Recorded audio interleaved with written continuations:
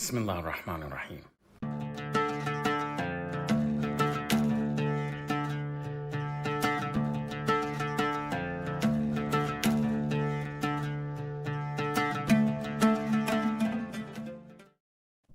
Salam, hello, peace to you all. Welcome to the program, another edition of Iran versus the Epstein Empire. This is episode 14, and it is Empire of Death versus Axis of Dignity in our wonderful collaboration with Resistance is Fertile podcast. And we have with us today both of our co-hosts from Resistance is Fertile podcast, Indi and Benji. It's great to have you both here.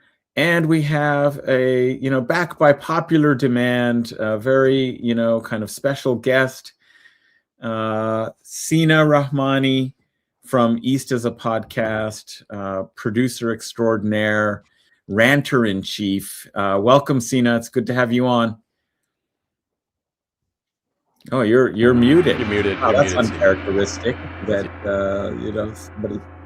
Oh, he's trying to do. Yeah, he's only got the sound effects on. Yeah, the sound effects. But we can't hear Sina. We still can't hear you, Sina. I think he must have changed his microphone, so he's going to, do the technical things. You'll have to speak only with your soundboard for today. Yeah, he has to speak only through sound effects. I know what I did. Right. I muted it like a noob. I was turning up the volume and I muted it. Here, we're gonna do something. That's gonna fill everybody with great confidence in your producing capabilities. But he silenced himself, indeed. Well, while people are filtering in for this exciting edition, please do like the stream. We're on 3 different YouTube channels streaming simultaneously. Adnan Hussein Show at Indications, the official home of Resistance is Fertile on YouTube. And of course, East is a podcast. And we're also on we're on Substack, Resistance is Fertile, podcast.substack.com. And you can kind of like it there as well. And we're on X, on several X accounts. So if you're watching on X, the easiest thing in the world is just to retweet it. And you can even quote tweet and say, this is what I'm watching right now. Join me. Don't be stingy with a good thing. This is a good thing. Share, be generous with your comrades, friends, families. So, do post and subscribe to the channels that you're watching on. Subscribe to all 3. That would be really helpful. Usually I have a fundraising announcement, but I have an even better announcement today, which is that the Spox for Gaza 3rd round fundraiser has reached its goal. So students in Gaza are going to be able to take my course, Professor David Yagubian's course on social biology. Yes, let's hear it for you, because you were a big part, all of you who donated and who promoted this. It's really heartening that we're going to be able to offer these courses over the summer to students in Gaza. So I wanted to thank you all and say that from the very beginning. Of course, we'll come up with other fundraisers, soon enough, but let's just take time to be, happy and grateful and to congratulate one another on trying to do a good thing for people in solidarity with Palestinians. And this is a very, this is an educational channel, as is Resistance is Fertile, and East is a podcast, kind of providing kind of insight, kind of the, upper level or graduate seminars in like the history and politics and culture of the Middle East and of anti-imperialism. So, that's really fits in line with our mission and goal to be able to offer more education for those who need it. Okay, so without further ado, there's always so much happening. It's almost hard to know where to start. Benji reminded me that today is the anniversary, is an important anti-colonial anniversary. So maybe it's worth saying something about the heroic struggles of the people of Vietnam who defeated U.S. empire decades ago, but it still is an important lesson, both politically but also militarily, that I know resistance groups around the world who have been combating U.S. empire and fighting colonialism and for their own liberations have learned so much from the example of the people of Vietnam. So does anybody, have any other remarks to commemorate and mark this day in anti-colonial, anti-imperial history? Well, I can share some personal recollections, because it so happens that my uncle, so the husband of my father's sister, was a Vietnamese, and he was a nationalist, and he was a communist.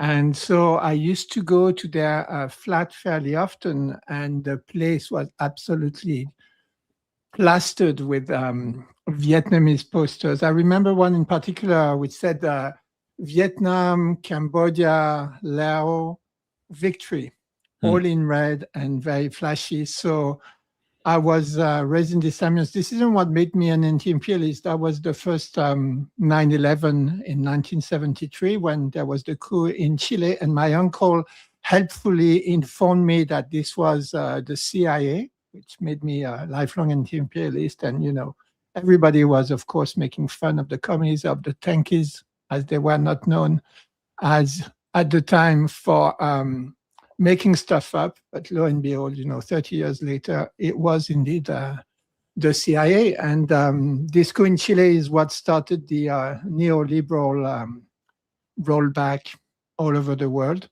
And so I do remember I was going to speak about Vietnam, right? I do remember the victory. I remember the scenes of those helicopters flying out, from the U.S. embassy. And I just saw today, which I hadn't been made aware of, that the Americans actually stole lots of Vietnamese children on their way out, and a helicopter full of those children actually crashed in the sea and killed everybody on board. And it's particularly shocking or revealing to have learned this today, because you might recall at the beginning of the special military operation in Ukraine that most provoked of all unprovoked conflicts, there were these accusations that the Russians had kidnapped Ukrainian children. And so it's really, every rock you look under, every accusation is actually a confession on the part of this empire of death. And the episode today is called Empire of Death versus Axis of Dignity. And the axis of dignity runs through history and through time, and especially through Vietnam, which with Korea was one of the places where warfare acquired a new dimension, being the underground dimension, being the tunnels. And that dimension has been used, of course, as we know, to great effect in Gaza by the armed popular defense, the popular guerrilla and the popular army in Gaza, and also at an even larger scale and with the cooperation, at least inspiration and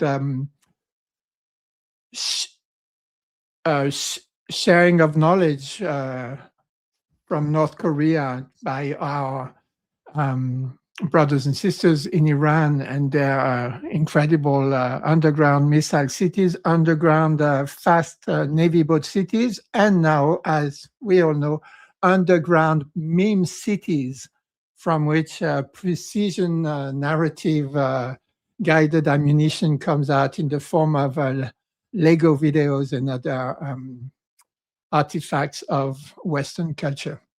You said earlier, Sina, Adnan, that you had no fundraiser for today. So if I may contribute one of our fundraisers, this is one that Brother Ibrahim actually asked me to promote in our podcast on Monday, the RIF Live podcast, which you can always come and join every Monday, 9:30 a.m. ET. And this is a family that we just started fundraising for.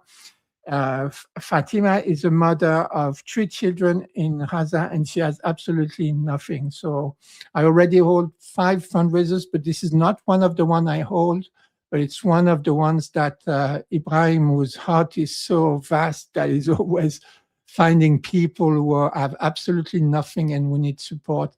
And so that's a fundraiser that Ibrahim is inviting us to promote and you to support. We're at $807 so far, which we raised to our podcast. And it would be absolutely amazing if we could get, I don't know, maybe another $500 or maybe double it by the end of tonight. That would be amazing because, as we always say, being an anti-imperialist, especially in the West, isn't just talking the anti-imperialist talk. That's fine and dandy and a good thing to do, but it's also walking the anti-imperialist walk, which is a material thing.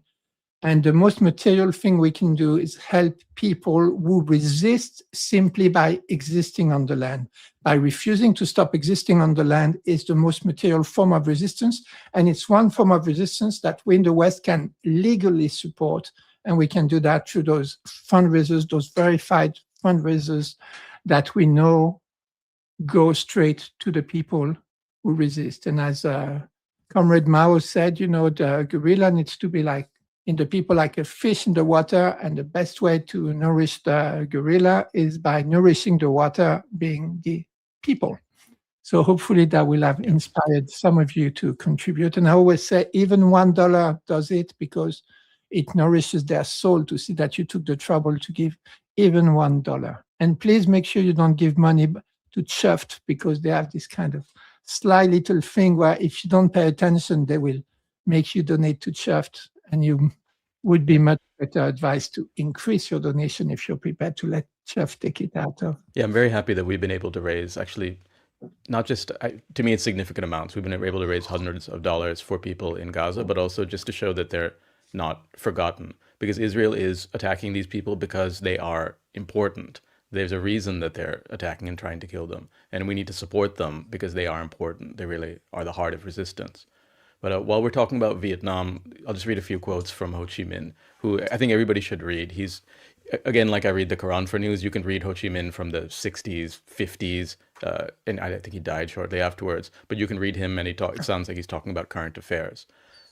He says, this is from 1968, the American imperialists had mistakenly expected that the savage destructive power of their bombs and shells would weaken the North, meaning Free Vietnam. He said, after nearly 100 years under the yoke of colonial servitude and more than 20 years of resistance against imperialist aggressive wars, our people more than any other people hold peace, which is so badly needed for natural construction deep in their hearts. But this must be genuine peace in independence and freedom. And he said, because of their individualism, talking about the Americans, they flinch from hardships and difficulties and sink into corruption, deprivation, waste, and luxury. They crave for fame and profits, position and power. And then that's still happening. And then this is kind of his, like, he used to end his speeches saying all the time, the U.S. imperialist aggressors are doomed to defeat. The Vietnamese people are sure to total victory.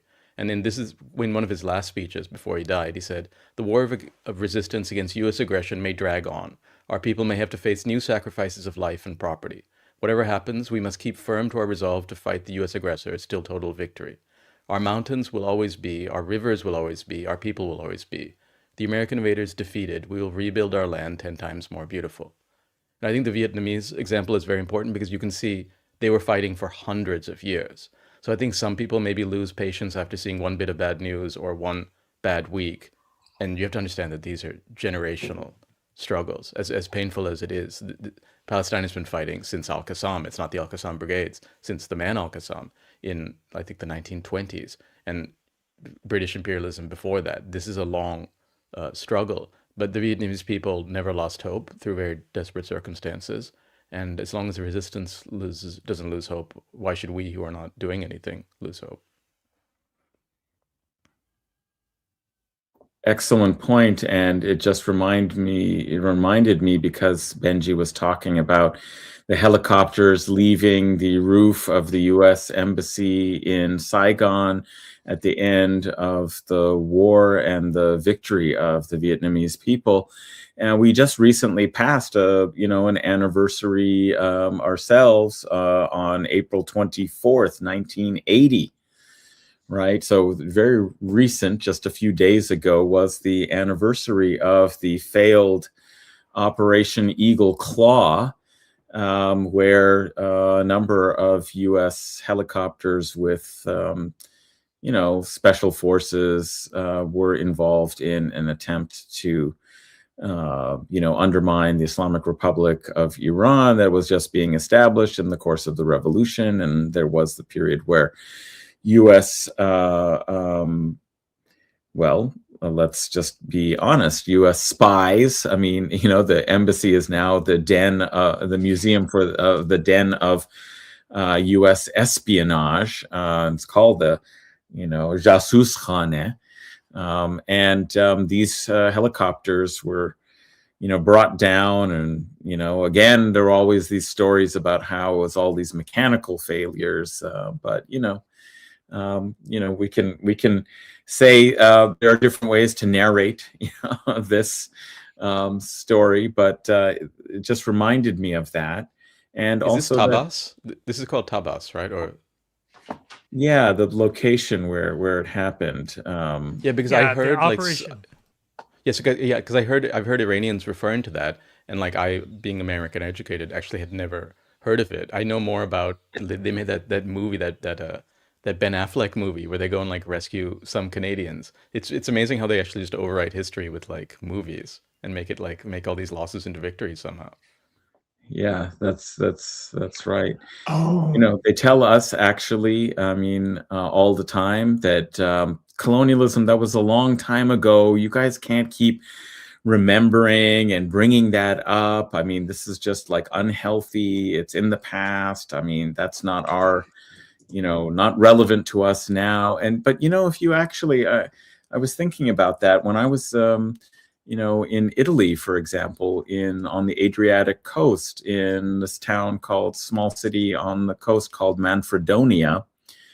There was a plaque in the harbor about, one time in the 18th century, it was either the 17th or the 18th century, that an Ottoman frigate came into the port, and there was an exchange of fire, and the Ottoman frigate then departed, and they had to have this massive plaque commemorating this resistance against the evil Ottoman Empire from the 18th, 17th or 18th century, some kind of minor skirmish, but they really wanted to affiliate themselves with this history, remember it. It's a plaque in a prominent position in the harbor, has, this pride of place, and is clearly part of the identity of the town, of the small city.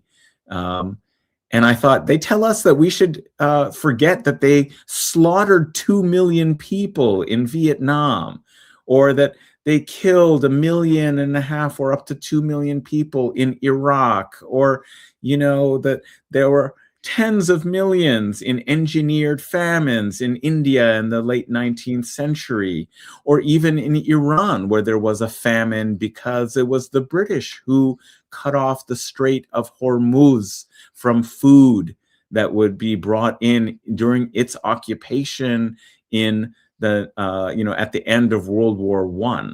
Okay, so we're supposed to forget all of these grievances because they're just far in the past. But for them, they memorialize even the most trivial of encounters with, the evil Turk. And, it's so important to their history. So I think it's very important that we're talking about these moments and remembering them, because these are important victories. And so, Yeah, and it's not just them. Like within India, if you ask people about colonialism, some people in the north will talk about the Mughals. Like even in the history here, you kind of skip over the colonialism part and then go back to like fighting the other guy who was also colonized. So we have to like clear that from our heads as well. its own whole really important kind of topic that we don't have time to get into, but is about the way in which Muslim presence in different parts of the world is uniformly characterized as some kind of form of invasion or colonialism. And even, of course, we know how this is being deployed by Zionist historiography to claim indigeneity for settlers who came in the late 19th, early 20th century and stole the land under the aegis of British Imperial mandate and colonialism over the area, but claim and portray the coming of the Arabs and the Muslims as colonialism, right? As if it displaced and appropriated and dispossessed the people of the region, as if there was like some large, massive influx of people who came and displaced the indigenous people, which is nothing like what it was in a pre-modern kind of period when you have maybe a few tens of thousands of people who are now kind of in charge of a vast sort of territory and themselves have to adapt to the conditions of the people that they happen to be ruling. And it takes hundreds of years for them to actually become Arabized in some parts of the Middle East and not in others. And it takes hundreds of years before, something close to a majority actually converts to Islam, right? So they've got this picture of it as if it's something like the violence and the dispossession that happened during the periods of European colonialism, and use that, right? So that is the same in the historiography in India, is to kind of characterize, these Turkic Muslim ruling dynasts as a period of colonialism that's in fact actually even worse than the British colonialism that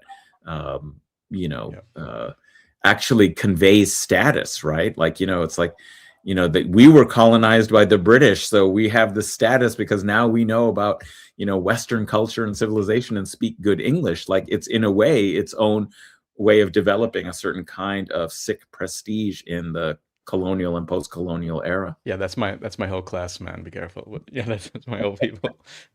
But I mean, Iran is changing that, right? Because Iran is showing a Muslim narrative which is on their own terms and which is not manufactured by the West. Like Saudi, UAE, they're I mean, like ISIS, Al Qaeda, those are sort of like manufactured. Like in world wrestling, they have a heel. It's like a manufactured sort of Muslim identity, which I mean, those colonized people play along with as well. But like now Iran is showing like, no, this is like what actual Muslim behavior is. This is what actual sort of like Islamic rules of war are. And people are seeing like, oh, it's not at all like the world wrestling entertainment that I saw. But I was watching Syed Marandi on Dialogue Works, and he said something interesting where he was like, if the US attacks again, everything's kaput, like all the energy. And he said like, he was hinting at it, but what I read between the lines is that he's saying that like Saudi, UAE, those guys like won't exist. And so there might be like a redrawing of the Sykes-Picot map if they keep pushing the needle further. Yeah, well, that contrast with the GCC would be interesting because there's been some recent sort of news, right? The UAE condemning, Iran.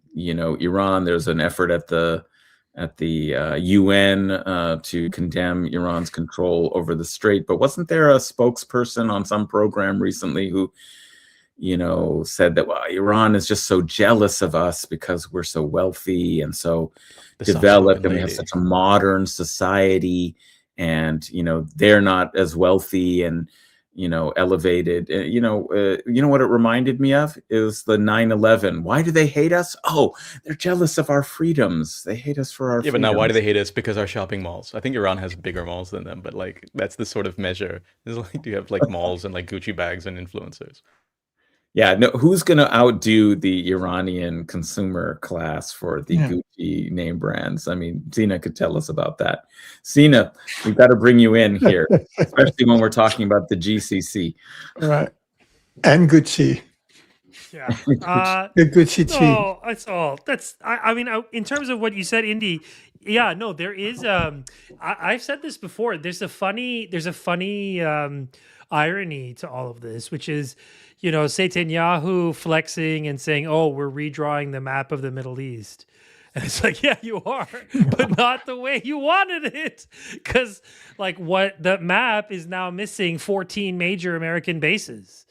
That, like, the removal, like, the sort of, you know, the essentially radiation therapy that Iran and the Axis have been conducting on the American presence in the region. It tells you that this entity, like this Zionist entity, that its power is very real. I don't minimize its ability to inflict damage. However, the guarantor of that power, right, the larger security blanket, shield, whatever you want to call it, that dome of privacy or whatever that, like, puts them out of reach of their own crimes, so to speak, of, like, their own neighborhood, because that's in effect what it does. I mean, this is an entity at war with all of its neighbors, and there's no viable way to, like, be a country and do that if you don't have, like, an immense amount of backup working behind you to ensure that, you know, and an immense concert of vassals working under you to, like, feed you to, you know. So right now Jordanians, you know, like, all, like, are feeding, you know, Zionists. Like, that's it. Like, that's Egyptian, same thing. Like, the breadbasket of Egypt is feeding that entity while Gazans starve, while people in Gaza starve. So this is the vassalization of the Arab neighbors. On the one hand, is what we've become accustomed to, and that they're the feeling, and especially I had this feeling in the June War. You'll remember, Adnan. That this feeling of, like, this inevitability of this kind of rock rolling over everyone, and that rock being sort of settler colonialism and its sort of European character, like, led by the Jewish state, so-called, but really backed by this vast imperial apparatus behind it, guaranteed and supplying it and whatever, underwriting it, whatever metaphor you want to use. But the fact that Iran has extracted that underwriter from this regional equation, this is a new Middle East. We are at a new Middle East. This is it. Like, it's not, and then we haven't even gotten to the topic of Hormuz. Like, Hormuz is that choke point, and the sort of, let's say, the erection of a new choke point in the world, and arguably the world's most devastating choke point. It didn't actually take, it was like and what's funny is that, like, these things that happen that are so historic, like, it was one phone call from, was it Tank City, the martyr general? There was, like, one phone call, and he was like, okay, close it. Done. Like, it's like, I was thinking of it the other day when I saw, like, a shop close, like, the guy just, like, turned off the open sign. I was like, oh, that's what Iran did. That's all they had to do, because when you have, you know, like, fire control over this coastline and the will of a people and a population that is backing you in pursuance of a foreign policy that is, to put it lightly, confrontational with the greatest powers on the planet, minus the allies, the greatest Western powers, that is to say, that, like, this is not an easy thing to achieve. However, Iranians achieved it, and they didn't have to fire. Well, they did end up firing some shots. Those tankers in the early days that tried to make a run, and also some of those stories were also because of, I don't know, there's a lot of, like, tit for tat stuff that happened. Interestingly enough, to bring it forward to our current moment, tonight there was a very small unmanned, like, a small drone attack on Iran. Very small, like, basically a quadcopter, from what I can tell. Someone said surveillance drone, because all the news that was going around was like, air defense is activated in Iran, and something interesting happened, which I hadn't ever seen before, which we can pull up on I guess I can pull it up on I can pull it up on the Telegram channel, because it's Iran immediately responded by bombing with Shahed drones offices of the Kurdistan Democratic Party of Iran, the KDPI, in Iraqi Kurdistan. They immediately bombed it. So, to my mind, what that says is, and it's an equation that the Iranians have sort of laid out, is that there's it's like the tweet that Trump said, even Trump's like, pathetic thing of like no more Mr. Nice Guy. That's in fact like the Iranian position now, which is the position, the strategic patience, the doctrine of strategic patience is over. You now have a new generation in charge, the next generation, let's say, in charge of the IRGC. I mean, it's hard to say that because it's also like it's a decentralized kind of defense, and it's not like something you could pinpoint on one person and say, oh, it's different now. But however, partly as a result of the imperialist actions and the sort of relentless pursuit of these senior IRGC guys, that's effectively a kind of graduation ceremony for the guys underneath them and a kind of retirement plan for the guys above them, in effect. That because of this, you now have an aggressive Iranian foreign policy that, to put it lightly, is muscular. And this is interesting. I mean, we've been seeing this playing out all along, but the reciprocity, the kind of doctrine of reciprocity, which is Iranians are basically saying, okay, we're not going to be like Saddam and take on Americans only directly, right? Wait for Americans to bring all of their forces, array them around our country, and then wait for them to launch a war and then fight back. I mean, you could say that Iran did that at the beginning, but one thing Iran didn't do, which was just localize it to the American localize it to the specific war machine of the U.S. Because what they did essentially was attack those bases that were all around the zone and also all of the nodes of interests. So then if something got hit on the Iranian end, say a bank, they would go and find banks on the other side. Exactly. No more Mr. Nice Guy. The most fucking boomer ass meme you've ever seen in your whole life. The guy used to be like the king of posting. Now he's like the most played out. No one cares. Nothing. Yeah, I don't even pay attention to this stuff anymore. It's just he doesn't even have that anymore. He can't even say he's like the greatest poster of all time, which he used to be the greatest. He used to be the greatest. He used to be like just like complete unmatched dominance. Now he got it. Oh, there was an assassination attempt. No one even cared. Like no one even. It was memory hold in 6 hours. Like it wasn't even meme worthy. The assassination attempt. Yeah, like it's. So to my mind, we have a strange situation in where for the Americans to say, because they're used to fighting like toe to toe only, right? That their interests and the wider web around them that supports their fight goes relatively unscathed. Iranians are chasing CIA dudes from their bases to hotels around the Gulf. Okay, think of what that means. They can't even go and have their burgers in their hotel rooms because they're targeting the room in which they are. Just that one room. Yeah, because that's the thing. Like, these are countries full of brown people who hate these white imperialists, who are more than happy to spy for Iran. Like, it's not Bahrain, Saudi Arabia, UAE. There's a lot of Shia in these countries who are easygoing, who are not at all interested in like dying for the Khalifa fucking regime. Come on. So all of this is. Yeah, in fact, actually, I've sort of suggested that like every cleaner in these hotels is probably informing on like these horrible, people. Like there's an army of disenfranchised people who identify with somebody fighting the power. So there's been like talk, has Russia been helping them targeting with their intelligence and all that? I don't think so. I think they've got their fingers into an army. That's Iran's backyard. That's literally Iran's backyard. There's a lot of Iranians there. So like Dubai, UAE, there's a huge Iranian population. And as the Americans say, the natives are restless. Yeah, no, I did want to conclude with one thing. I am ranting, but somebody asked me early in this about this thing, which is the carpet. This is, I do have to say, this. My mom made this when she was pregnant with me. She was bored out of her mind pregnant with me. So she made one of these, and then they were forced to move one day, and they were like, okay, you got to move this. And then so she's like, okay. So she just like finished it and carried it with her. I took it with me to college, lost it, and then found it in the house I used to live in. I left a box there accidentally. This was there. So that's the story. Beautiful story. I think, so the episode is called Empire of Death versus Axis of Dignity.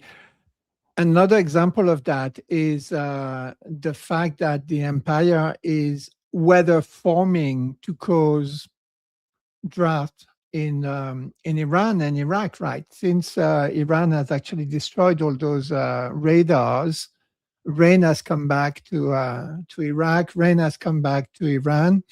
And this is another way. I mean, this is like a vindication of the analysis of Ali Kadri, isn't it? In which empire is now producing, extracting value out of literally genociding people in all sorts of ways and destroying nature, but destroying nature as a way also to reduce the population. And there's a theory that's kind of popular, and it might be the strategy if they're still capable of any strategy beyond the 3 minutes attention span of not just Donald Trump, but derivatives traders, is to basically cause a massive shock to the world economy, which will result in many people dying.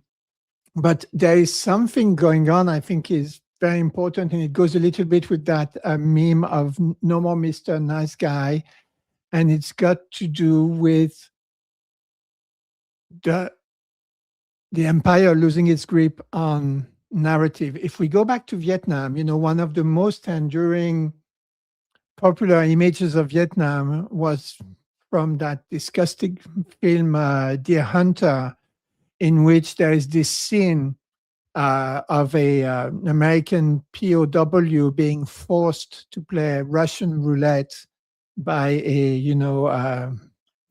nasty, inhuman, depraved Vietnamese commie. I just learned today it's actually the script was about some Vegas gangster thing, and they just used it from and put a Vietnam story on it. There is absolutely no evidence that treatment was ever meted to any American POW in Vietnam. But that is the enduring image, right? The cruelty of the Asian cruelty against these Orientalist tropes. And today, say what you want for social media, and there's so much to be said for platforms about platforms like Twitter, but they've actually lost the narrative.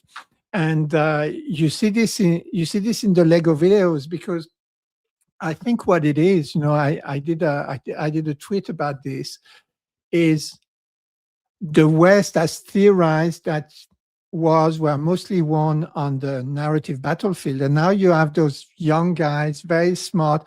They're actually all Farsi speaking. They don't even speak English, but like the Lego video guys, they understand imperial culture and white supremacy in a way that only a few cultural theorists do in the West, and they know exactly where to push. And they are coming on this chosen battlefield of empire, the narrative battlefield, and basically eating the empire's lunch, right? And I think it comes from the fact that the imperial psychology is based, it's all projection, it's all accusation. Once you understand that what they project onto others is themselves, and they want to universalize it, which justifies that they will, treat people in the most horrible ways, because they're not quite as horrible as the ways they could imagine they would be treated. And there's this idea behind Western psychology, it goes back to Freud, that it's all about killing your father and having non-consensual sex with your mother, right? So it's all about homicidal violence and non-consensual sex. And Freud literally thought this was the universal basis of human psyche. And then his nephew, Edward Bernays, came and said, oh, okay, well, let's use violence and sex to sell stuff in the capitalist world. And it worked really well in those settler colonies where, there is no culture, there is no social nature, there is no connection to the land, no connection to your community. There is just a bunch of rejects from their own godforsaken Western European lands of scarcity, who come to a place, half crazed by the voyage and half crazed by their crazy made up religious sectarian beliefs. And so if you put this idea that, go kill everybody on the land and rape their ladies, which Columbus did the minute he stepped foot on in North America, then that is the psyche you're actually building for that settler colonial project, which never had borders. It's not just in, in the Zionist colony. The US doesn't really have border. It's always, has been pushing the border all the time. But they get it wrong. It is not the case that, human psyche is based on sex and murder. That is just, depraved Western imperialist psyche. I think human psyche is much more based on common humanity, on recognizing yourself in the other, although we recognize our differences in dignity, in self-determination, in making sense of existence through whatever spiritual narrative floats your boat or works or emerges in your society. This is a much deeper bedrock of the human psyche than, sex and murder. And this is why the Lego videos are actually eating the lunch of this kind of propaganda, because the West kind of propaganda is, well, now Yemen is about to find out why the US doesn't have healthcare, right? Or the other one is this picture of Tehran by the Zionists, and it just says Tehran before, invites you to imagine Tehran after, which, is Gaza or Hiroshima or worse. And you see those TikTok videos also of the Zionist terror gangs in Gaza, dressing up in women's clothes. And it's all about sexual violation and homicidal violence. But the Lego guys are not at all about that. They're about dignity. They're about reciprocity. They're about even their humor. If you look at it, is not nasty humor. There's something compassionate in their humor. It's very halal. It's halal entertainment. It's like a halal confection. Yeah. And because that's what it is. And it speaks to a deeper part in even those of us, who have been raised in white supremacy, who have been even raised as, what do we call yourself, guys? The next guys who might have a chance to ascend to whiteness. I could have been the next Kash Patel, man. If you only stay on the straight and narrow, Kash Patel is the only guy that the shooter didn't want to kill because he was the proper. The shooter didn't actually fire any shots, man. Like they shot each other, and I think maybe a dryer got loose in the ball. The shooter. Can you even call him a shooter? Like, don't you have to shoot to be a shooter? Somebody carrying a gun. I mean. Yeah, so that's just American. Yeah, exactly. It's so telling that no one. It disappeared. Like the moment the story popped up, the same and I was thinking about this too. The fact that I've worked overtime to purge my feed, and I follow a lot of people, and I work hard to mute anything American, just stamp it out before I don't have to hear about Democrats this or Republicans that. I don't care. I don't live. Bro, but this next election is going to change everything. Just pay attention to the next by-election in Michigan.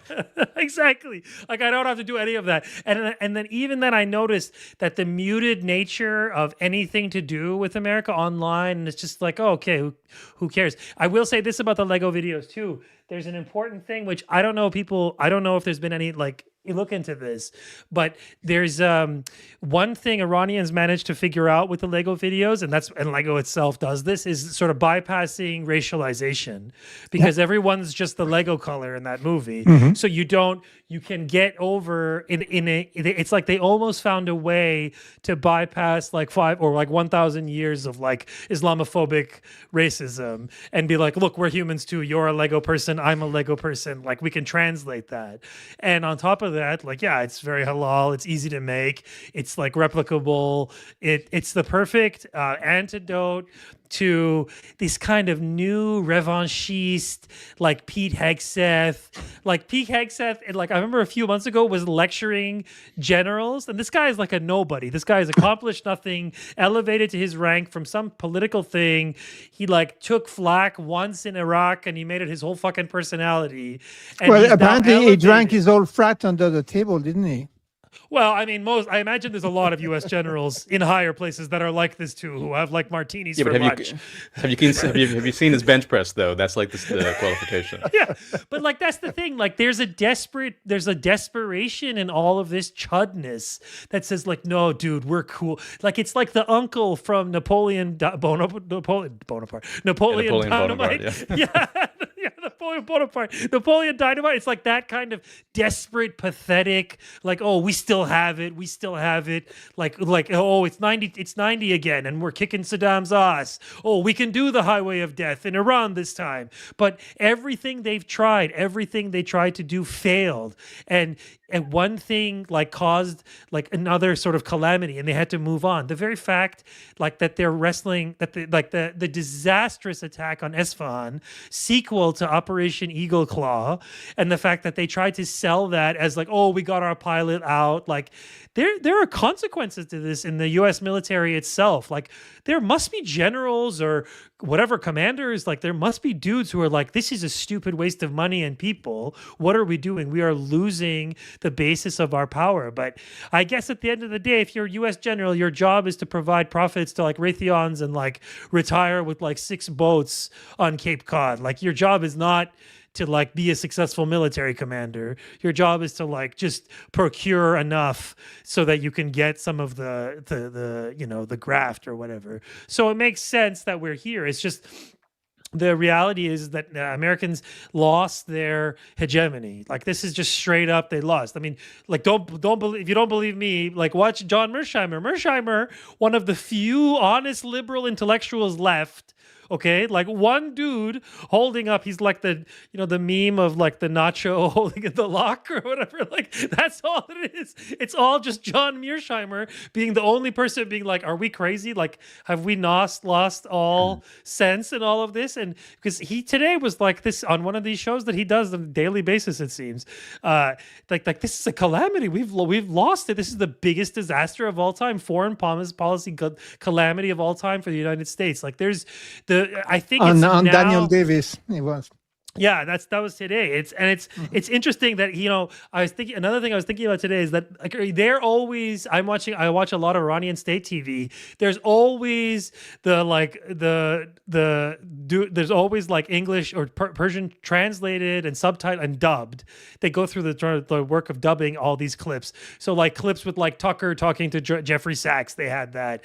Lots of things with Mearsheimer. And I was thinking, and I was like, there's no opposite of that over here. Like they have Iranians on TV every now and then, but they're like cartoonish, mouth frothing, like monarchist freaks that Zionists push at you. But there's no like sense of, oh, this is the Iranian sphere and this is what they say. And it spoke to me about where we are in the reality of all this, is that one side shows their reality and shows like what the other side is saying about this war, or at least part of what that one side is saying. And then the other side just does Pete Hegseth, pig headset stuff and flexes, and Trump throws a tantrum and they post memes, and it's just so played out. I never thought in my lifetime I would see such a deflated US. And here I am in the middle of May. There's another, or almost May 1st. Tomorrow's May Day. There is something else I want to say. Sorry, we're in full-blown ADHD mode. This also happened today. Many moons ago. This was April 30th, the Reichstag, the raising of the flag over the Reichstag. It's sort of tied to May 2nd, I think, in the sort of the calendar of things, but the actual flag raising took place today. So another day, another important milestone in the history of anti-imperialism. And yeah, fuck you libs who are listening to this, Matt. That is an important moment for anti-imperialism, defeating Nazi fascism. And I did have one thing to raise. 86% of all Nazis were killed by the Red Army, in case you were wondering. I mean, I do have one. I do wonder. I would have said one more thing I want to ask you guys, which was, we are at this strange we are at this strange inflection point where the US and its allies and its vassals, they are coming undone. I'm curious though, is that where do we see the other global South countries learning from this? Because Iran proved that you can not just confront the US empire, but you can actually push them back using relatively straightforward means. So I'm curious now if there is going to be yes, exactly. Kala brought it up. Every country has a Strait of Hormuz. Every country has a place where they can choke the flows of capital and goods and energy and all kinds of things. So I'm curious, are we actually is Iran undoing neoliberal global sort of capitalist hellscape? I think we are. I think they are. But there was a very useful tweet also by Sayyid Mohammed Marandi when he was posting about the high oil prices and the fact that, Brent crude has, despite all the attempts at manipulating, suppressing, managing, the market, it has definitely, started to go up. And we are now at the stage where a lot of what had passed through the Strait of Hormuz a few weeks ago has reached its destinations, and now it's not being replenished in quite the same way. The release of strategic reserves happened, but how much more can you keep doing that? So now finally it's starting to appear even in the current price. Even if the futures are high, they had managed to make the current price look low, right? And so in his commentary on that, and I'm just trying to find actually that tweet, because I'll find it, Adnan. I'll find it. He pointed out that this is a perfect time for workers in Nigeria or in Venezuela or, in other parts of the oil producing economies to get incredible concessions right now from their employers. And one, it would be in solidarity in putting, here it is actually. So let me show it. So, he says if Venezuelan, Libyan, or Nigerian oil workers go on strike now and halt production for a couple of weeks, imagine the enormous concessions they could get from Trump and Western oil companies. The Trump regime would fall on its knees. So there's a dialectical possibility here is not only can you benefit yourself by using the leverage, by piggybacking on the leverage that's been created by Iran's brave and courageous resistant stand, but it also can be solidaristic.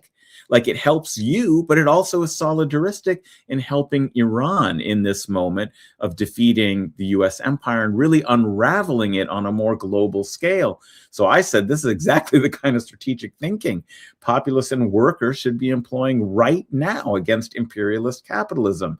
Solidarity is effective. If it's used right now, this is an amazing opportunity and moment. And it's kind of what I said at the very first day of the war.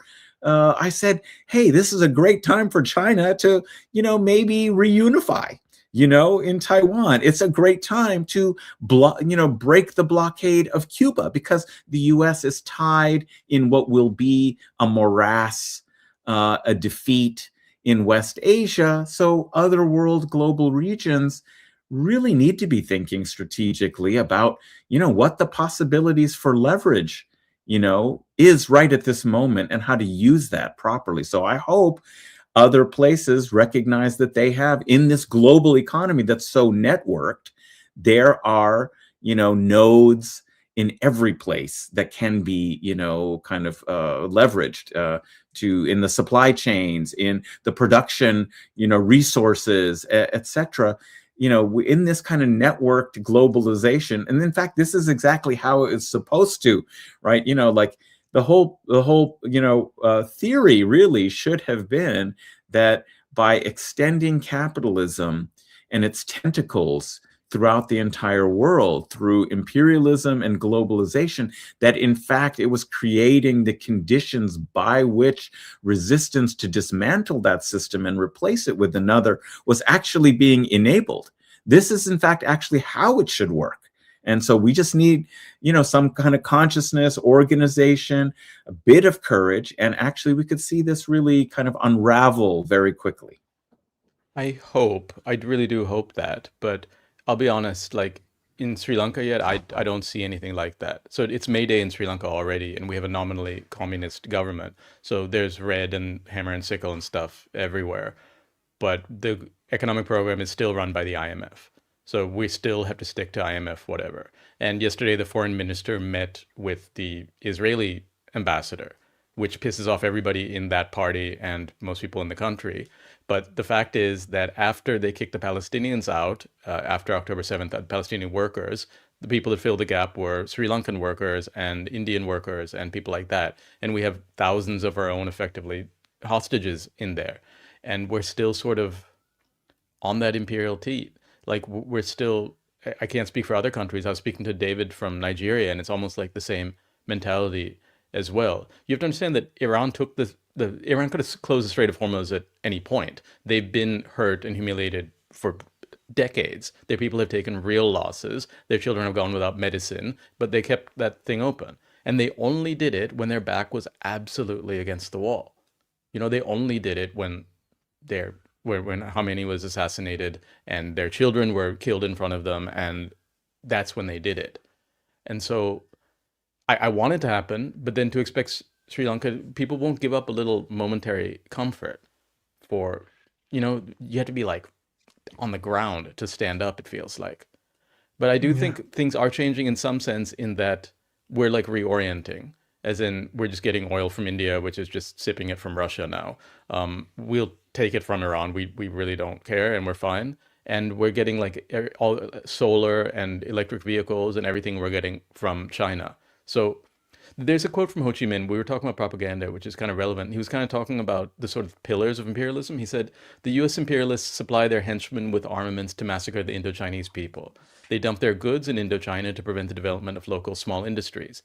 They disseminate a depraved culture to poison the youth in areas under their temporary control. So we're talking about the Lego videos, right?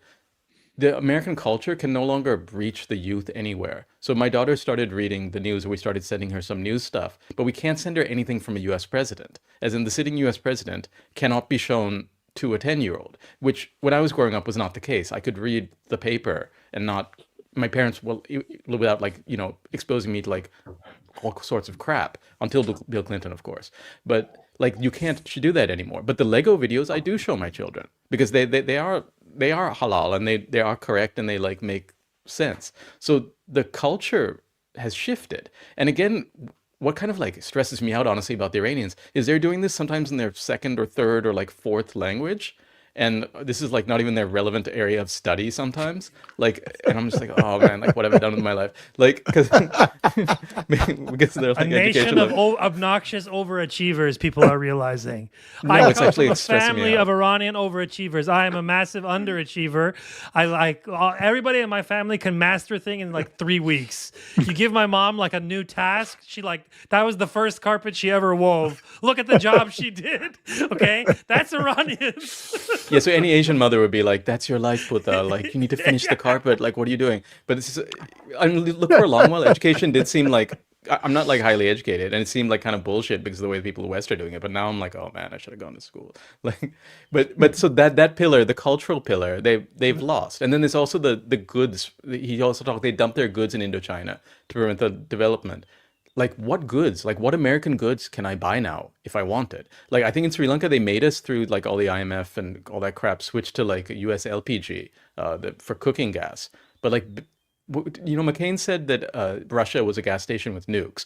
That's America now. Like, all they're doing is they're pointing nukes, saying, oh, buy our gas or we'll nuke your children. That's kind of all that's left of the American proposition to the world. And it used to be like in the 1970s, right? Like, the movies were good, the music was good, and they had blue jeans and like rock and roll. And those are, that's, if you're going to be corrupted, it was like least interesting stuff to be corrupted by. Now, what do you get corrupted by? It's like a bunch of uncles like Pete Hegseth and like Donald Trump, or like they're still using Tom Cruise in the propaganda movies. Like, the guy is 60 something years old. Like, they don't even have like a replacement. They're just playing dress up. And just finally, the third thing he talked about, or the first thing, was they supply their henchmen with armaments to massacre the Indo-Chinese people. And you can see they can't even arm themselves. So like Australia has ordered nuclear submarines that will never be delivered. And then in the Gulf countries, they're like asking for missile defense missiles, which won't be supplied. And those US bases won't be rebuilt. So all of these, you're having a situation like the 1970s oil crisis, but in reverse. After the 1970s oil crisis in Sri Lanka, socialism was discredited. Like the collapse here, which happened, it hit us hard, was blamed on the previous socialist governments. And then we had 20, 30 years of neoliberalism. But this, as Marandi always points out, and he's clear to do this, it's not being blamed on Iran. This is being blamed on the empire. It's being blamed on capitalism. So in that sense, I don't think a change is happening and that people are becoming revolutionary, but I think people are becoming evolutionary in the sense that they see that this neoliberal system doesn't work, and people are naturally more socialist, as in socialism just means kind of taking care of your own people and like not being suicidal on behalf of like foreign bankers. So I think that's kind of a natural position if you stop cooing it so much. Yeah, as the Andrei Martyanov said, at least in the 70s, the West had the peak of culture, like as he says, Benny Hill and Deep Purple. But anyway, all that being said, that's better than what they have now, man. Benny Hill like literally runs circles. I saw someone doing the Benny Hill music about the shooting, like the ballroom shooting, and it was like a bunch of Secret Service agents running around like shooting each other in the butt. Like, come on. As they would on the Benny Hill show. So anyhow, you asked a question about, the question you asked, Sina, which I've forgotten now, but brought to mind the choke points. What the choke points, the rest of the world will start.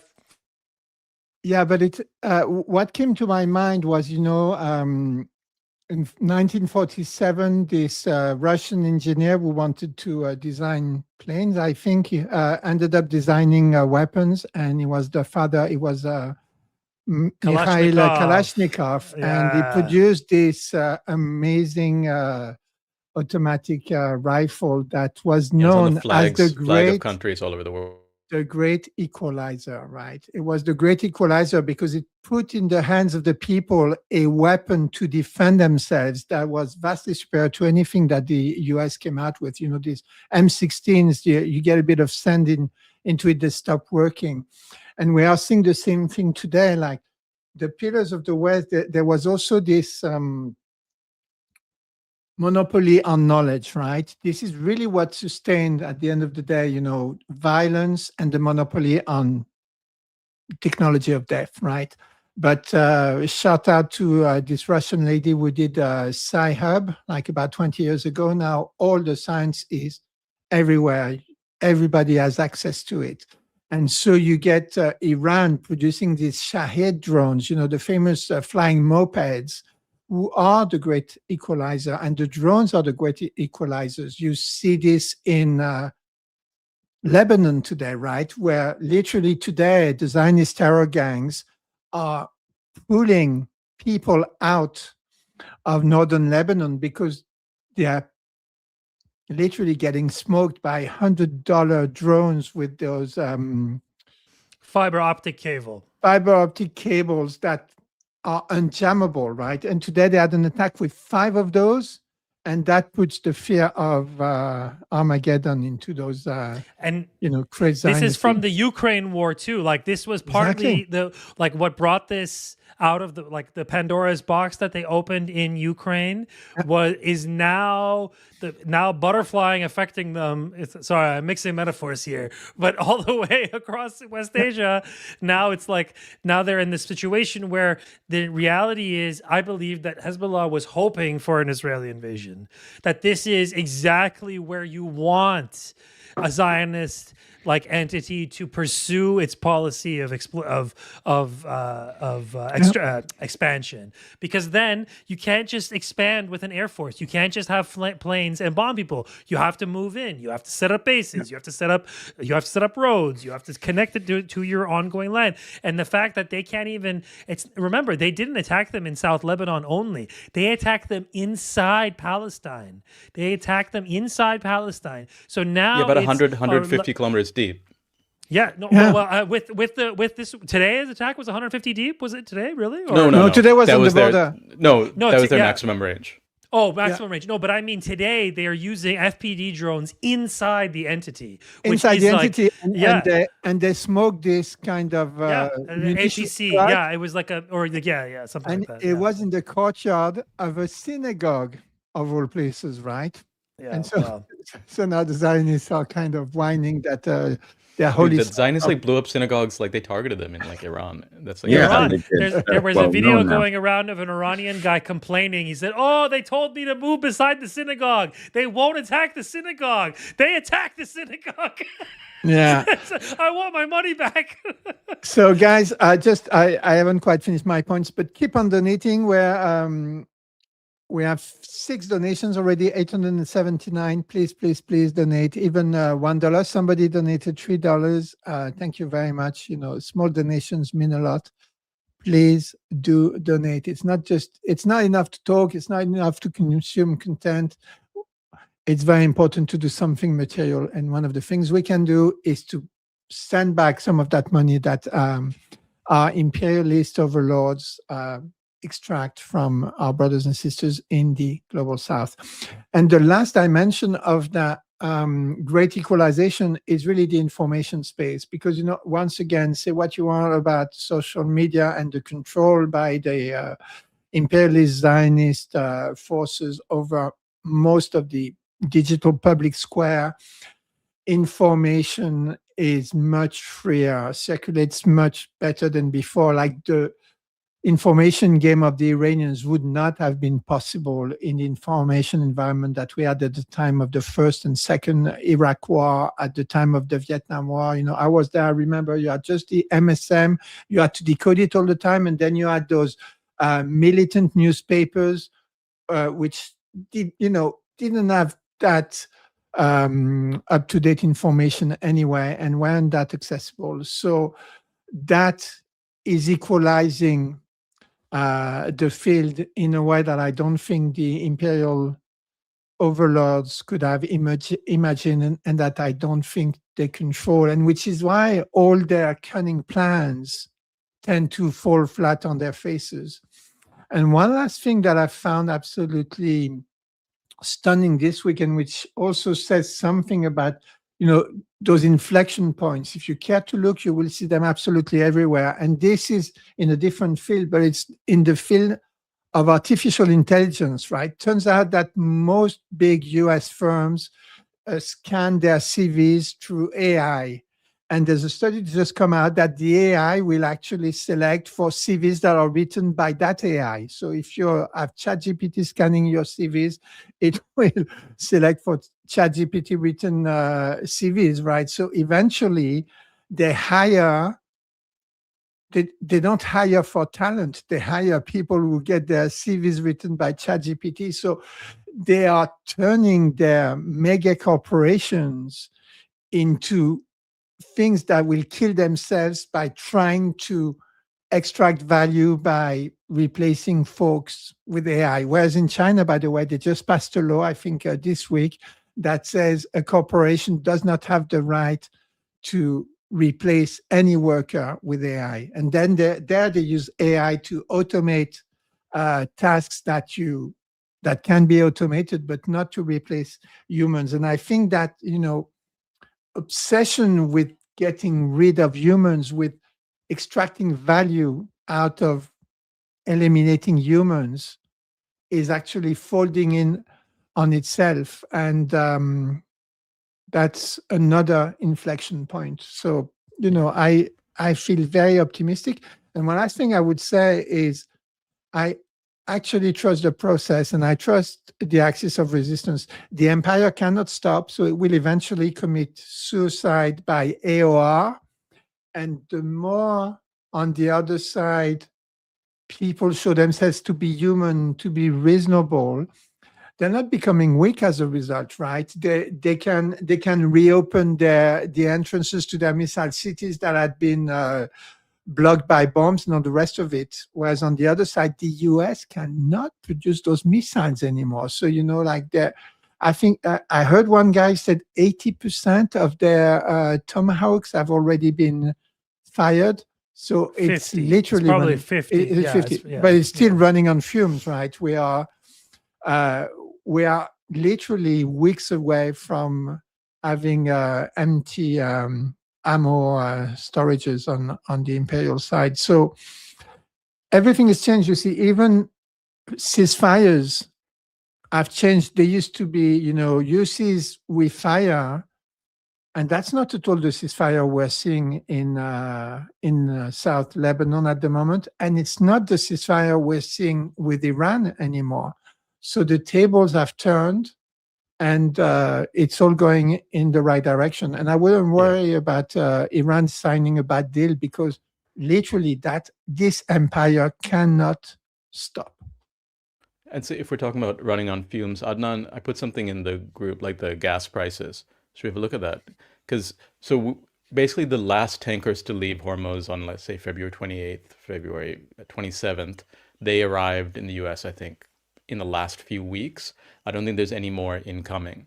So now this is Gas Buddy, and this guy is on Twitter freaking out because he's like, we didn't build it for like this much change, like this much rapid change. Like it tracks gas prices on basically like a station to station, state by state level.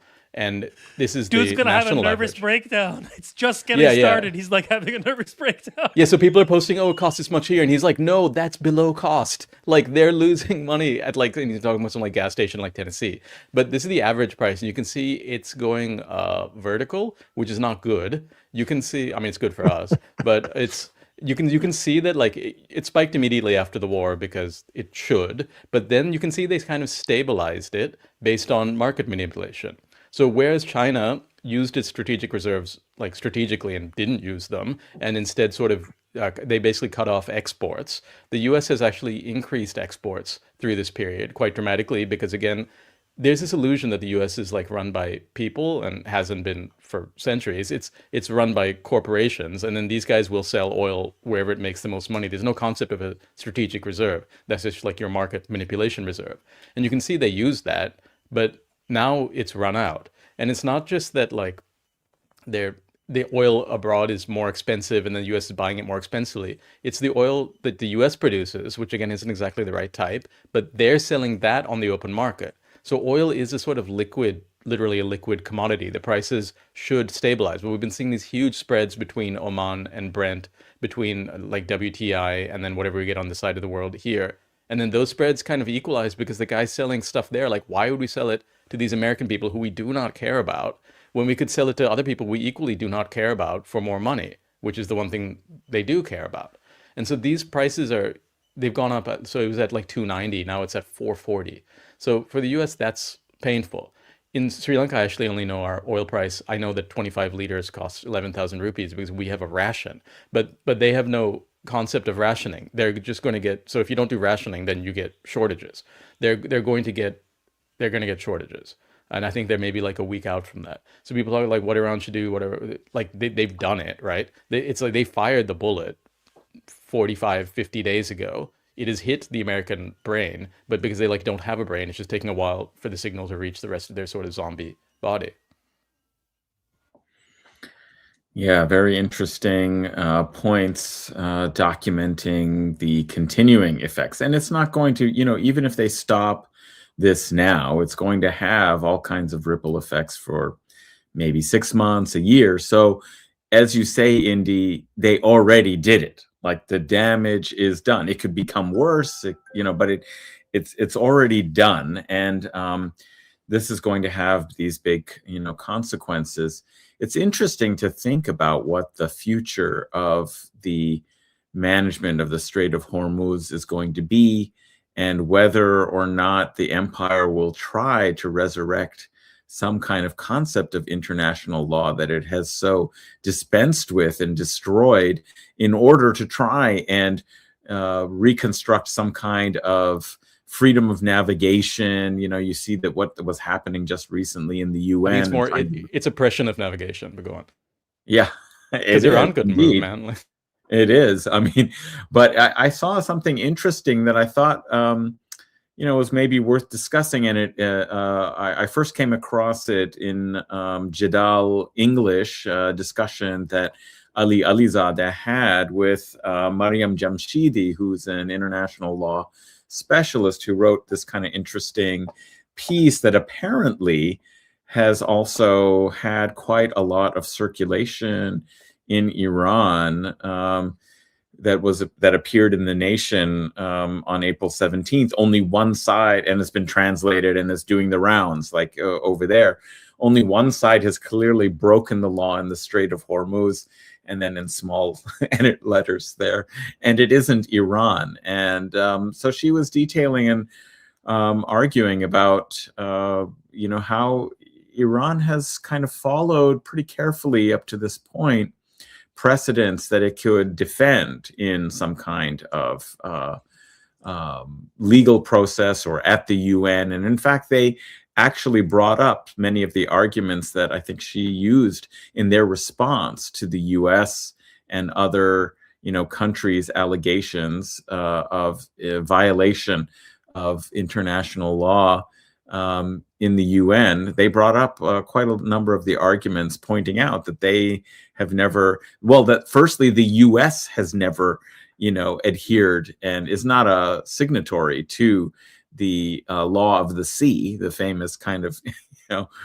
law that everyone at the UN was citing, and Iran as well has never ratified it. And so there is another set of customary law that recognizes and allows that when it's in your, territorial waters, a body of water falls within your territorial waters, you do have control. Particularly, nobody has a right necessarily of freedom of transit, through your territorial waters. And particularly in times of security, you have every right, to exercise control for security purposes. And that going forward, if they want to develop a toll, there are mechanisms where they can make a strong case for offering some services, security services, registration, etc., and charge for them, and it won't be considered a toll. It'll be considered a mandatory service. So this is how the game is played. And it's so not it a comes fee, back to, okay? It's not a fee. It's a tax. exactly. It's not it is. Yeah, it's a jizya. It's fine. It's a jizya. Oh, where did Adnan go? Oh, they got him finally. They got him. No, I'm back. The point is that it's No, not but don't trust toll. Adnan now. He's been turned. Sorry. It's not a toll. It is a fee. Like they will charge for services, Yeah. right? They'll create Yeah. these services. Yeah. So it comes back to what you said, like quite some time ago, Sina, about Iran, sanctioning back. This is a mechanism that they will be able to use and develop. So anyway, I recommend it for listeners to go check out this article, but also the discussion that Mariam Jamshidi had with Alizadeh on the show. It was really quite interesting. I mean, I don't invest a lot in the legitimacy of international law, but what's fascinating about this case is the way in which, just like that principle of reciprocity, Iran, even if it isn't the era of strategic patience, is still, however, capable of applying pressure, going up the escalation ladder, matching, tit for tat in this reciprocal fashion, but doing so in a methodical, rational, constrained, restrained way to be the one who's actually exercising control in this situation. Yeah. And that's very important. Moshe Khamenei has a statement about this, actually, which he just came out with. He said, the nations of the Persian Gulf region, who for many years were accustomed to the silence and submissiveness of their rulers before bullies and aggressors, have in the past 60 days witnessed firsthand the beautiful manifestations of the fortitude, vigilance, and jihad of the brave men of the Army and IRGC naval forces. And then he says, by divine power, the bright future of the Persian Gulf region will be a future without America, dedicated to the progress, comfort, and welfare of its nations. We share a common destiny with our neighbors across the waters of the Persian Gulf and the Sea of Oman. Foreigners who cause mischief from thousands of kilometers away out of greed have no place here except at the bottom of these waters. So that's, to me, international law is that's like the receipt they give you when they're robbing you. It's like, here, I took your stuff. Here's like a piece of paper. Like, it should be broken. And what they're reconstituting here is just sort of like natural law, which is just, I mean, it's the Persian Gulf, right? Like, they're there. You can't like take their stuff and then shut them out of it. And they're, again, there's just like this crazy world we live in where America, I think it's tens of thousands of kilometers away, has anything to do with this. And it's just like, don't, just stay in your lane. And then this is clearly Iran's lane. Yeah. I was thinking about this too, is that like what the because you said this earlier, Adnan, about what China can, this might be a time to unify China. See, I'm of the view that Iran, by waiting for the imperialists to attack, it gave Iran sort of carte blanche in terms of what it could do to respond. And I believe that was a pivotal move because there were so many provocations, just so many.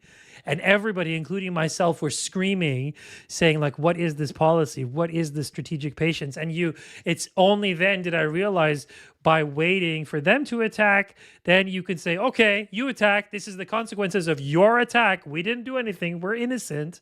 And because even then, like, people who say, like, oh, attack now, oh, like, do a preemptive attack, like, you still end up in the same place. You still end up in a war, right? You can't just, there's no preemptive attack that will destroy your enemy's ability to ever fight back. I mean, it's not Egypt in 67, whatever, when they bombed the Air Force, like most of the Air Force, when the Israeli military bombed most of the Egyptian Air Force, that is to say. So I never feel like, because you're still in this situation where, okay, you bombed them, you made a move, and then now it's their turn, and then now you're in it. That would have happened no matter who started it.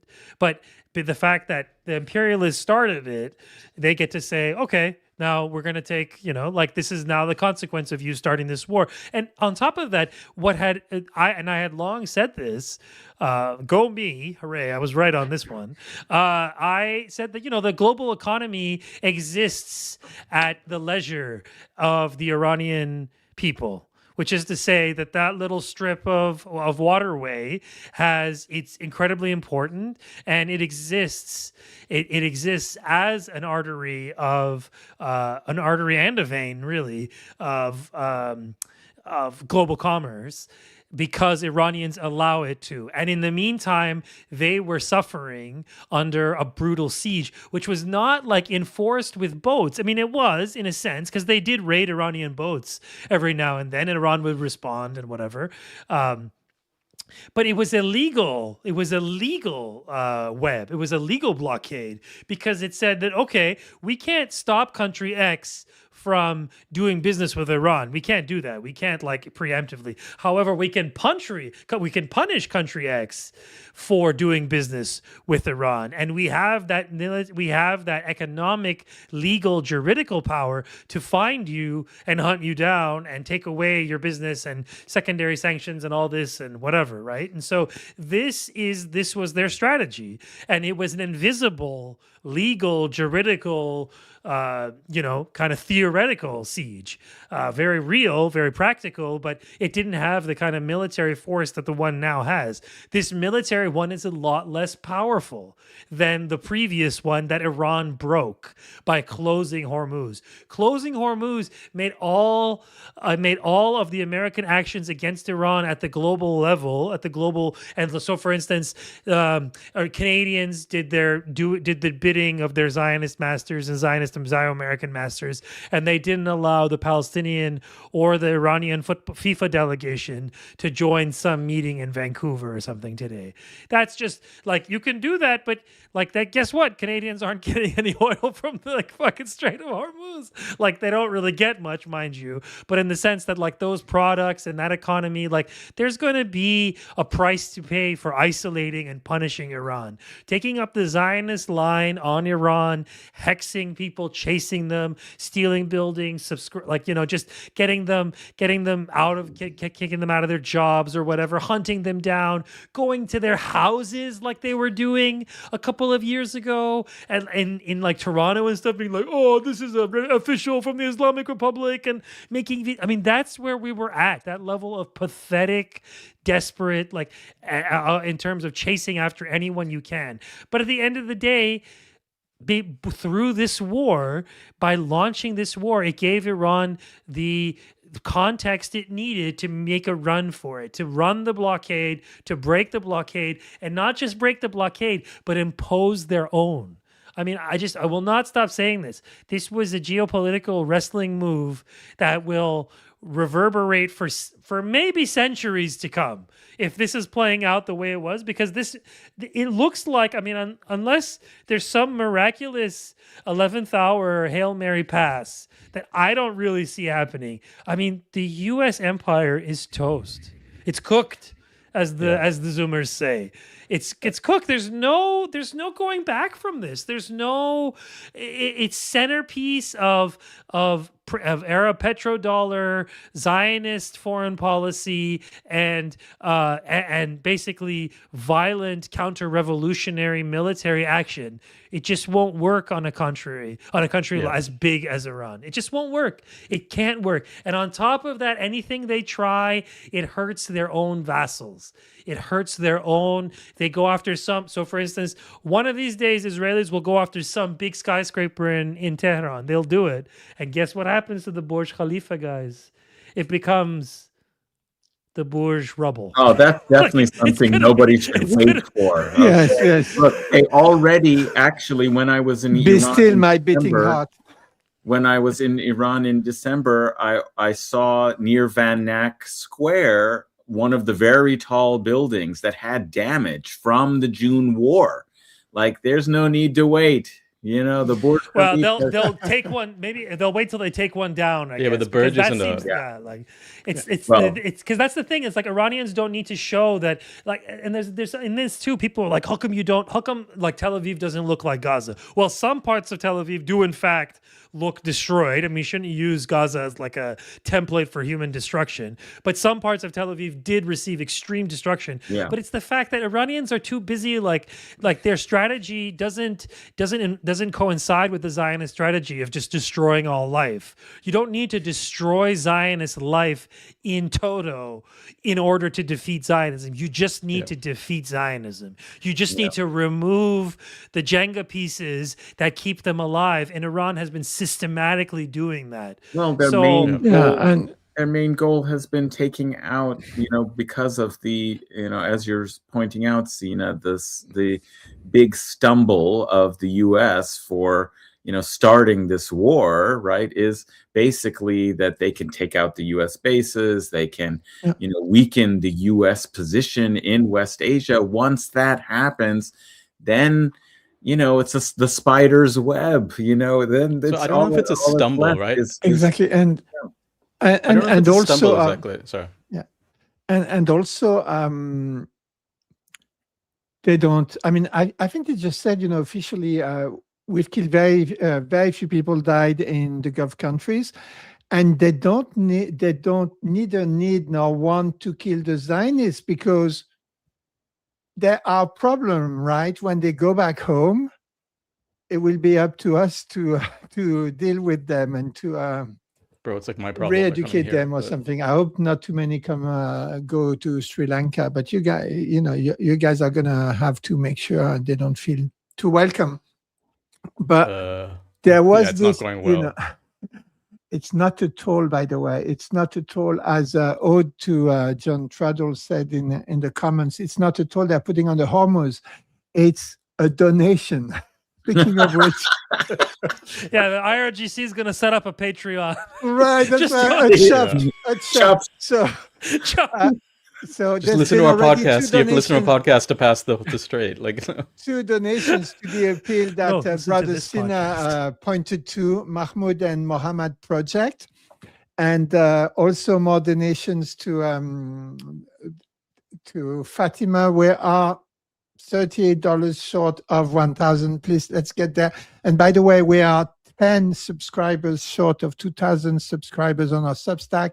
Subscriptions is free, and I'm autistic, so I'm a sucker for round numbers. So please get us over the 2,000 subscriptions line. It's very easy. In the general inflection point file, I don't know if you saw this, but a couple of days ago, this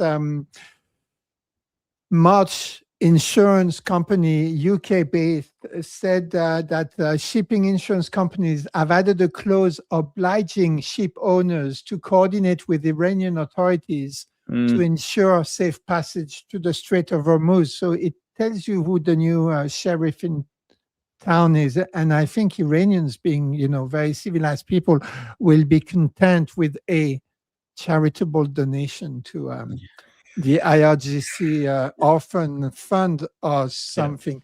And there's another thing that happens, speaking of the demise of white empire, is one of those Arleigh Burke destroyers this is top of the range new stealth missile warship caught fire. It spontaneously combusted. It's lost all propulsion and needs to be towed away to somewhere. It's such Strange bad things luck. are happening. I know it's such bad luck. It's not just the refineries that are going up in smoke or the warehouses all over the US. It seems also the contagion is reaching the. So I'll have to go in a minute because my child is hungry. But I just want to add one thing. We talk about this like geopolitically and militarily, which is interesting. But in those analyses, the empire always comes off as like stupid, basically. Like, why is it doing this? It's against its interests. I think it's important to understand that its interests are kind of business related, and the business is private equity. So the private equity business, Trump is not like a political guy. He's from the business world.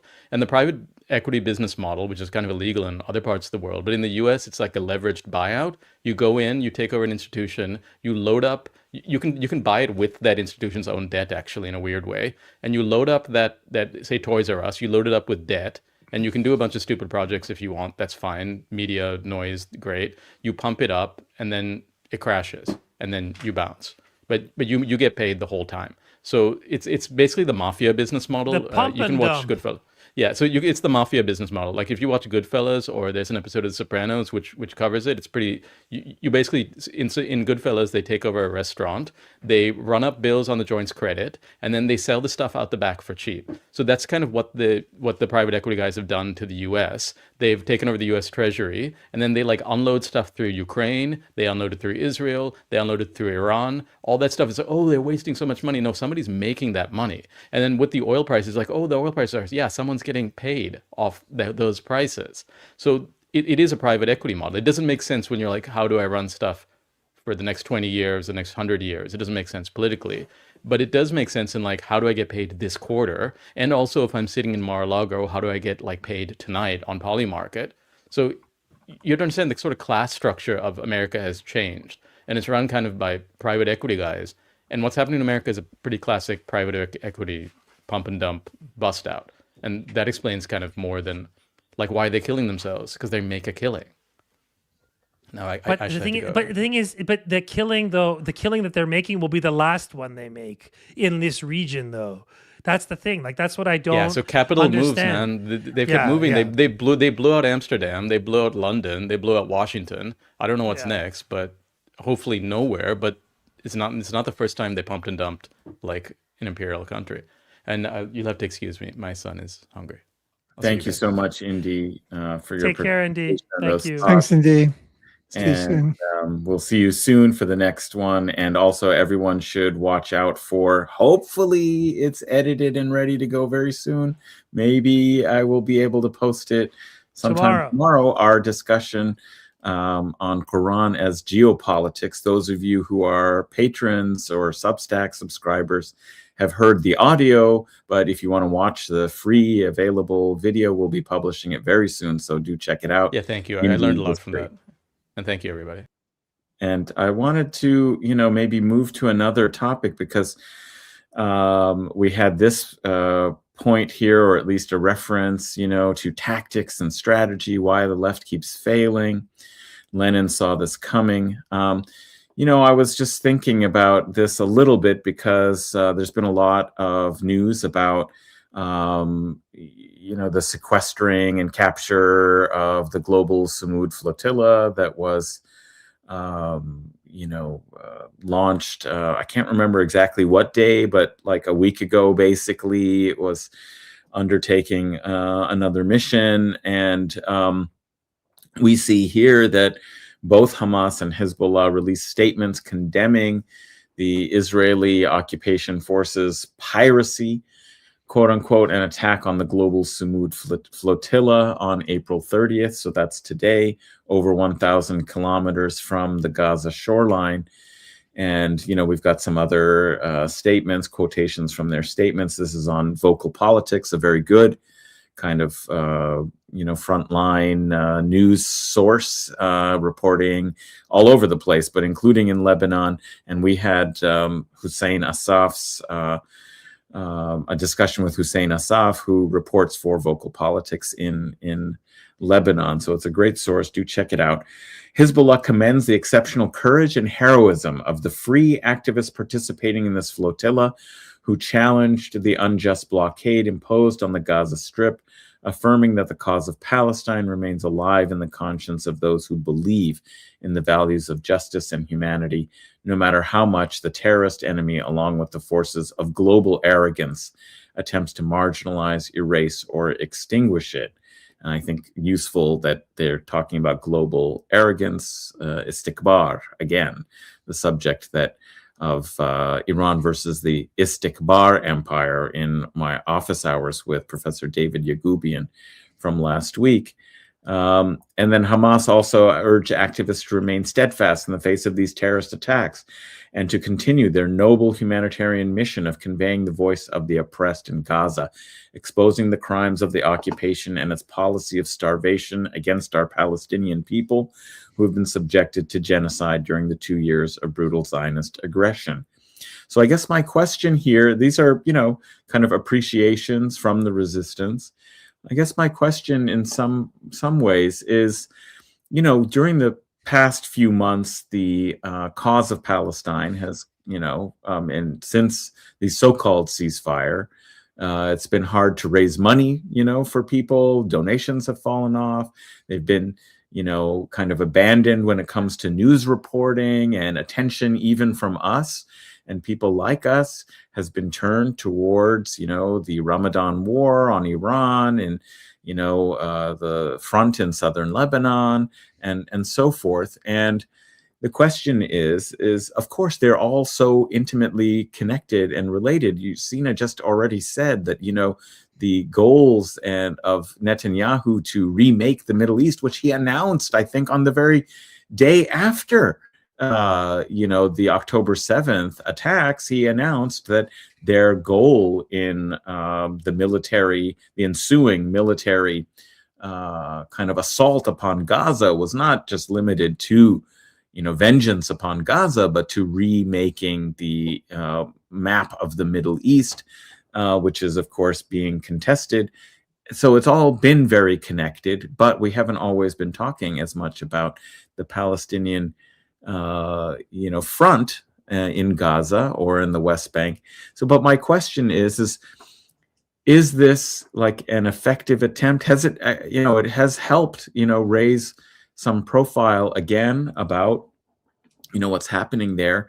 But this is the third or fourth in the last few years of the global Sumud flotillas, and the same thing keeps happening, that activists get arrested and taken into Israeli custody. The boats get, appropriated. So, what should we be thinking right now about effective tactics and strategies in our solidarity movement? What are some of the ways that we can see, some kind of new ways of finding out what are the Straits of Hormuz, for us that can be actually effective. So just wanted to sort of put that out there. Yeah, I I think the flotillas have run their course. I don't know what more can be gotten out of them. Like, it's a very expensive affair, and then at the end of the day, the Zionist terror gangs board your boats. I don't know what's the idea. You don't resist, so you get them to slap you around the face, maybe insult you, maybe, low-key sexually abuse you, but nothing like what our Palestinian brothers and sisters would be subjected to. And then you get put on a plane back home.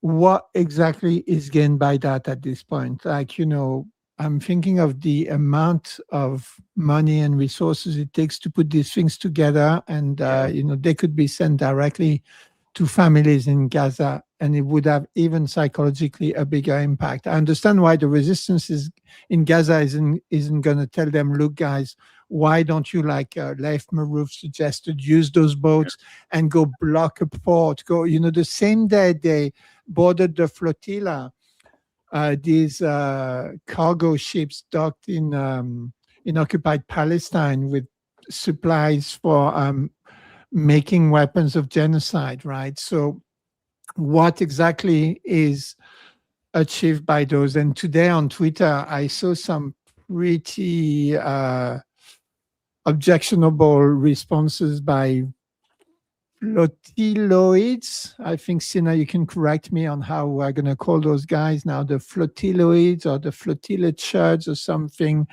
responding to Palestinians who said, this is useless, do something material that will stop something instead of just getting non-violently abused by the Zionist terrorists. And people saying, well, we are allies, you don't know what you're talking about, you're just stupid and everything, and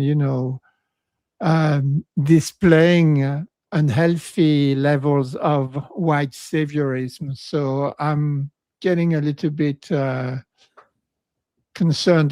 Get me off the boat. Get me off the boat. I'm off the flotilla train. Yeah, I mean, go ahead, Sina. This is a tricky one. Mhm. This is a tricky one because you're in this situation where there's clearly people who are courageous, who have principles. Notwithstanding the story of one of the organizers who was stooping some people on the boat, that's not so good. But as a whole, I would say that the flotilla members are far more courageous than, say, I am. Like, I sit in the comfort of my house, and I click a mouse, and I don't take any risks. In fact, the people on my shows take more risks than I do because I'm my own boss in the end. I do think that in terms of resources, how we spend resources, it's not like there's a finite amount and then you waste them and then that's it, they're gone. I believe that if people want to give their money to a flotilla, if they want to raise that money, if that's something they want to do, and even if it's pointless, I wouldn't necessarily say don't do that. It's not something I would do. It's not something I would give my money to. It's not something I would even endorse. But like, I'm just some fucking dude. Who the hell am I? Like, go do your thing. If you want to resist that way, go do it. Like, the Elbit people do it. They do their resistance, and I do my resistance my way, and other people do. So I don't know. I wouldn't be in a position to say anything in terms of what people should do, how people should sort of forge their resistance. The resources argument, I don't necessarily buy. In the thing that Leith says, I believe is correct. I think fundamentally he does make a point about use those boats to block, to do use the same logic of nonviolent protest at home. I think there is a very very good kernel of truth to that. I won't, however, go so far as to say it's a waste of time. It's a this or that. Like, yeah, I won't say that. I won't. Sorry, that sounds like a cop out. It isn't, but I'm just not in the position to tell people what to do or what not to do. I'm like me. I do what I do, and it's just there's a global campaign to liberate Palestine. That campaign will not be perfect and smooth. It won't run. It is a people's campaign. It is grassroots. It cuts across countries and movements. It's to the questioner, there's somebody saying it's not quote unquote pointless. It raises awareness and promotes mobilization. I'm actually of the view that awareness is not really a thing. That like people, that's so I don't want to necessarily go down that angle. However, I also don't say that the people who are on that flotilla are aware, and they do want, and I don't know who they, I mean, I know we interviewed one of them for Red Nation, David Adler, and you could clearly tell he was extremely traumatized, that like he, like I'm sure I'm not talking out of, what's the expression, talking out of school?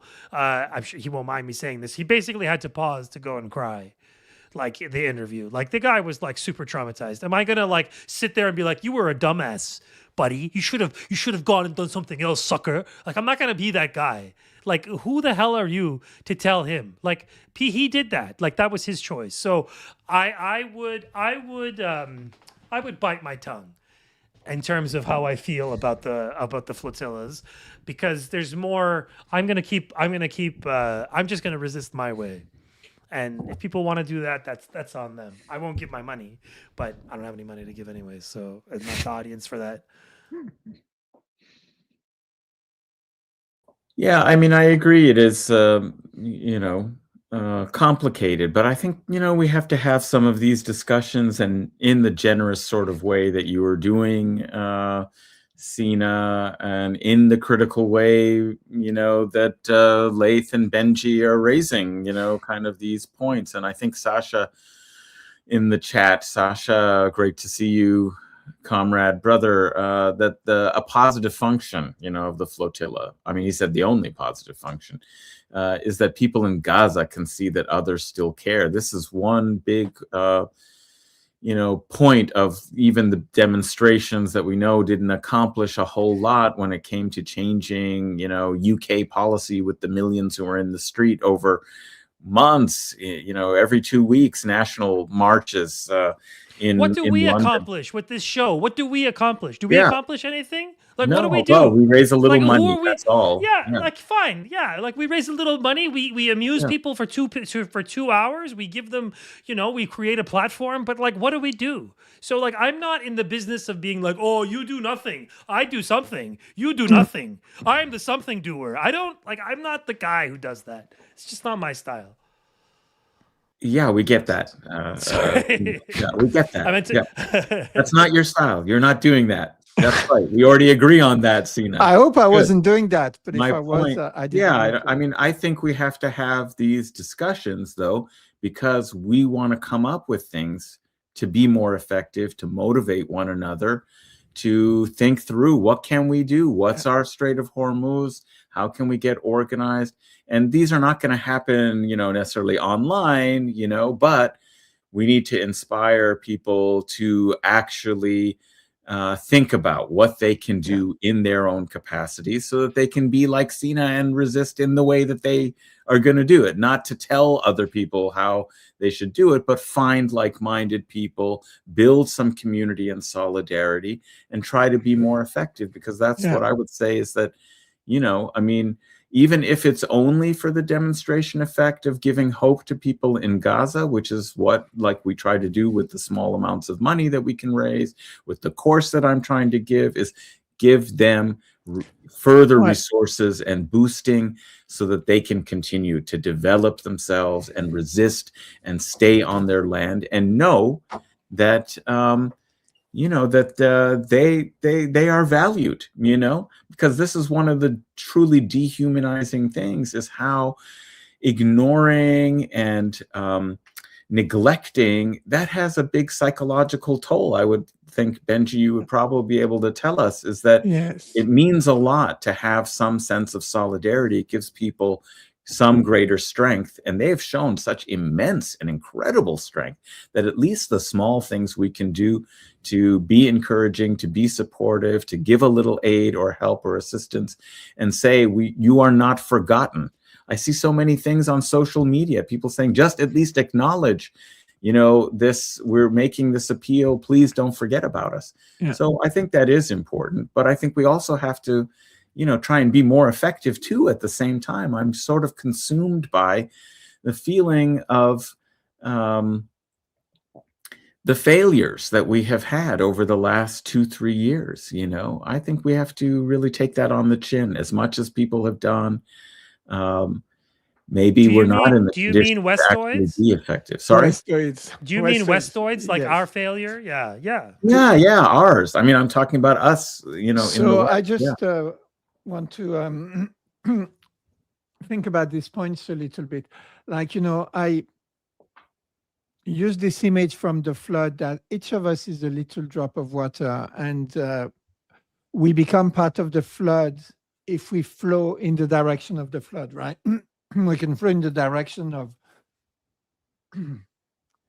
imperial supremacy or defeatism, or we can flow in the direction of having our little drop of water flowing in the direction of the flood. And what I do is I don't know that I do this to entertain people. If I entertain people, that's okay.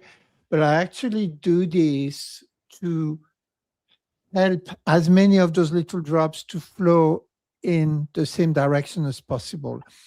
And we are not, creating revolutionary organizations, but we have, with our platforms, the opportunity to try and think things through collectively and to see, so in which direction can my drops of water flow the most effectively, right?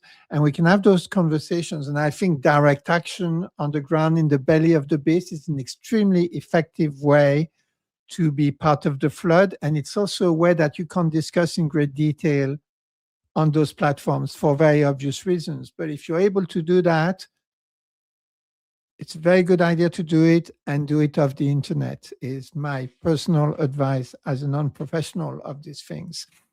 On the other side of things, then, if you are going to mobilize time and money, yeah, sure, do it in the way you want, and we'll resist in our own ways. But sometimes I don't want to just go, to each their own, we're all individuals, we do whatever we do. We are, but is there a way that we can also think through what collectively is the most useful? Like, if I am going to give money to Gaza, I won't give it to, when they started taking money out of what was it called, UNRWA, my first reaction was to go and make a donation to this. And then just by being educated, by interacting with people online, by going on Twitter, by listening to, I think the first fundraisers I actually came across were from some of you guys, which you've all been doing this very early on. I remember Justin Potter saying, give until it hurts a little bit. And I started to think through this, right? And the donation to people who you identify on the ground or through people you trust and it goes on the ground, there's something very organic in that. There's something like, I am really helping people resist on the land. Giving to the flotilla, I'm not saying you're a bad person if you do it, but when you give to the flotilla, it's less clear to me that you are actually having that effect, especially, like, if we think about political education, popular education, revolutionary education is about praxis. So you have your idea, you implement it in the world, and then you go back and you change your idea. You change your tactics, you change the way you get to your goal. The flotillas have been going on for, 10, 20 years, and it's always the same scenario. And I'm not disputing the courage of the people doing it. I'm not disputing they get really abused, like what they did to even the Greta flotilla in occupied Palestine was absolutely horrible. And people are going to be traumatized for years out of this. But if I were to advise someone, I'd say, don't give yourself up to genocidal psychopaths. It doesn't, if you have to, sure, I won't criticize you and I won't say you're an idiot, but why give yourself up as a victim, See if you can put what you do to something that will materially help people on the ground, either by doing something that stops the war machine, and you could, use your boats to blockade a port, at least maybe ICE will treat you as badly because they've been trained by the Zionist terror gangs. But in Europe, you wouldn't be treated quite as badly, and you might have more of an impact. So think about your impact, right? When you give to, and also there's this thing when you give to people in Gaza, and many people have reported it, and I keep on talking about it. When you make a donation and when you help Fatima getting to $1,000, we're only $18 away, I believe. You feed, you nourish. Oh, we are $1,053. Thank you, everybody. I'm sure everyone who donated tonight can feel that as you do this, you nourish the spirit of resistance inside of you, but not just for yourself, but also by giving something to people who are actually resisting by existing, So that would be what I do. And I hope whatever small impact I have, if I have that impact, someone said, thank you for educating me about the flotilla. If someone after watching this show goes, oh, I used to give money to the flotilla, now I will give it straight to Gaza, my life won't have been in vain. I'm serious about this because it kind of multiplies my actual material impact. So I always say, and it's important to me, that I'm not just a content creator. Yes, I create content, but I don't create content just to create content and to get views and all the rest of it. I do it because I believe consciousness and matter are in constant interaction. And so you speak, you narrate, and you do this to have a material impact. That material impact is what revolutionary action is about. And today, in terms of people in Gaza, people in the Lebanon, people in Iran, it's about giving money. And by the way, it's no accident that in a socialist country, for all its, characteristics, such as China, in the 12 Days War, there were literally thousands of Chinese sending money to the Iranian embassy saying, please buy more missiles with my hard-earned cash, right? And I haven't seen that much Chinese money going to the flotillas because those people know something about material revolutionary action. Yeah, and I think Francis's comment here is true and very helpful and useful, that the work is raising, sending money, special to mutual aid and orgs and institutions with an excellent track record. Fighting here works in many different ways. And I would just, point out, I had a wonderful conversation with Palestine Action founder, Huda Amori, co-founder. And there's a reason why there is such state repression now directed against that organization, which was proscribed as a terrorist organization. They've had a long-running legal battle, but why now, like, a number of people are being charged under terrorism with extreme, and trying to remove jury trials, right? Very important, because they want the state to be solely in charge of securitizing people's dissidents and people's actions to try and stop a genocide. They want to securitize that so that it's fully in their control and that they don't have to be responsive to jury trials, because in point of fact, juries, don't support prosecuting people for doing the right thing. This is what they've learned and discovered. So it sharpens the contradiction. It makes clear, that under capitalism, the liberal, democratic traditions and rights and so on will be sacrificed if we actually organize to dissent. And that means that we then become much more clear about, the complicity and how to, target it, and we can widen, hopefully, the struggle. So, it can turn into a much more revolutionary sort of struggle. So I think the things that people have been doing, should be studied. We should analyze these and figure out how we can do them, more successfully. And I would just note that because Palestine has not been in the news, very few people actually consulted that video. It was extremely interesting what Huda Amori had to say. We have a lot to learn from somebody like that who has The courageously, sound was but really also, bad on that one. Sorry. So I will say that it was hard to hear that one. Sorry, Adnan. well, that's people don't be precious, okay? The sound might not be perfect, but As what the producer, you're I want to learning there apologize. is connecting with, effective struggle that clearly is making a difference, which is why it's eliciting this kind of state repression.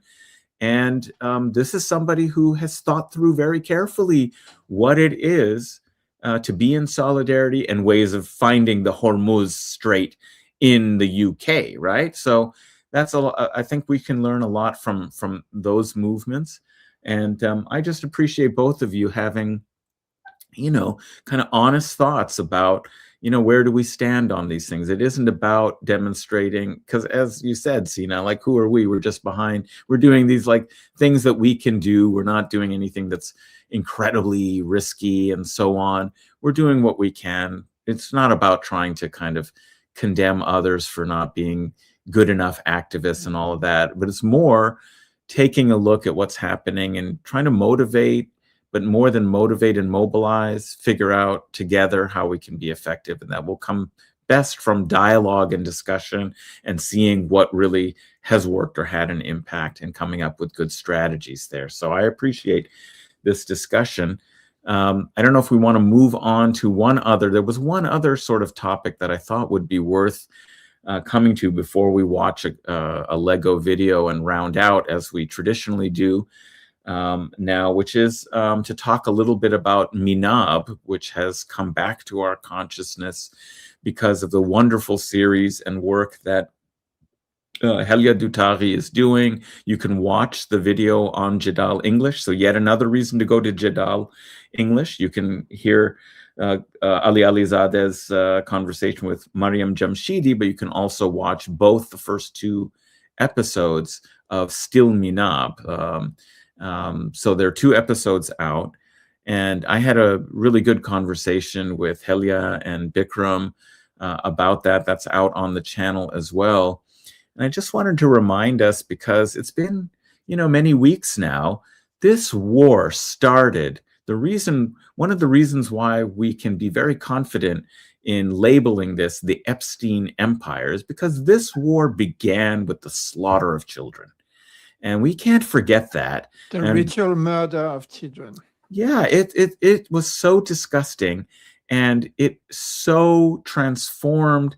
We talked a lot at the time about the significance, because we were thinking about it in political terms, the significance of the martyrdom of Rahbar, Supreme Leader Ayatollah Ali Khamenei, and how it backfired, and actually his sacrifice, his martyrdom, his blood kind of recharged a revolutionary moment and had the opposite effect that the empire intended or expected. And so we talked a lot about that, because it undermined their goals of some sort of regime collapse, quote unquote, like bringing down the Islamic Republic of Iran.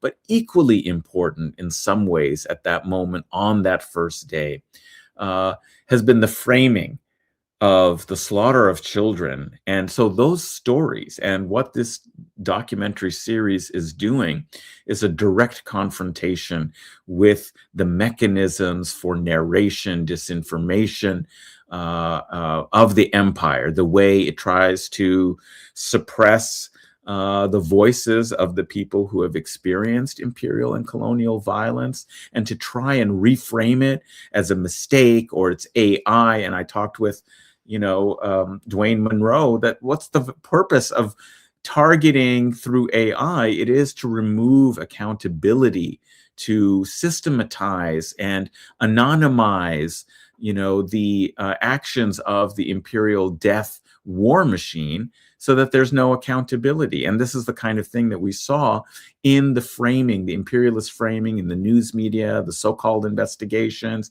the multiple shifting stories that tried to reframe this clearly deliberate targeting of school children in a civilian, well-marked, well-understood school, into some kind of obfuscatory, kind of way of, almost re-traumatizing everybody through the impunity and arrogance of its failure to take responsibility. So this is a direct counter to that. And I think this series, as it continues, it already has, I think, made a big impact in taking sovereign control of the expression of truth, sovereign control over the narrative. And it's something that I recommend to everybody. And I wondered if you all had seen this, the second episode, and what your thoughts were about the work that it is doing and its significance and meaning, as we are now basically almost 2 months. Aren't we about 2 months since the start of, the beginning, since February 28th? We're essentially 2 months, since then, to remember how it started, in what manner it started, and what it tells us about the nature of this imperialist assault. Benji, you want to go ahead? Okay, I'll go ahead. First, we know it's real because there was this guy that was honeypot filmed by the horrible Project Veritas, who's kind of high up in the military bureaucracy in the US, who did admit to that being done by the US, the MINAP. I watched the first short film by Elie Dutari, which was so moving. I didn't watch the second one, and but I put it on the thumbnail that when they went to the negotiations in Islamabad, they had seats empty in the plane with the pictures of some of the MINAB pictures. I think it's very significant also that MINAB wasn't just any school. It was a school for children of officers of the army and people in government. So it was a deliberate attack at what is most precious to the people who are tasked with governing Iran. And I think, was it a double tap or a triple tap? It was certainly a double tap, possibly a triple tap, which is this new, absolutely disgusting way of making sure you get the people who come to help the people who are targeted.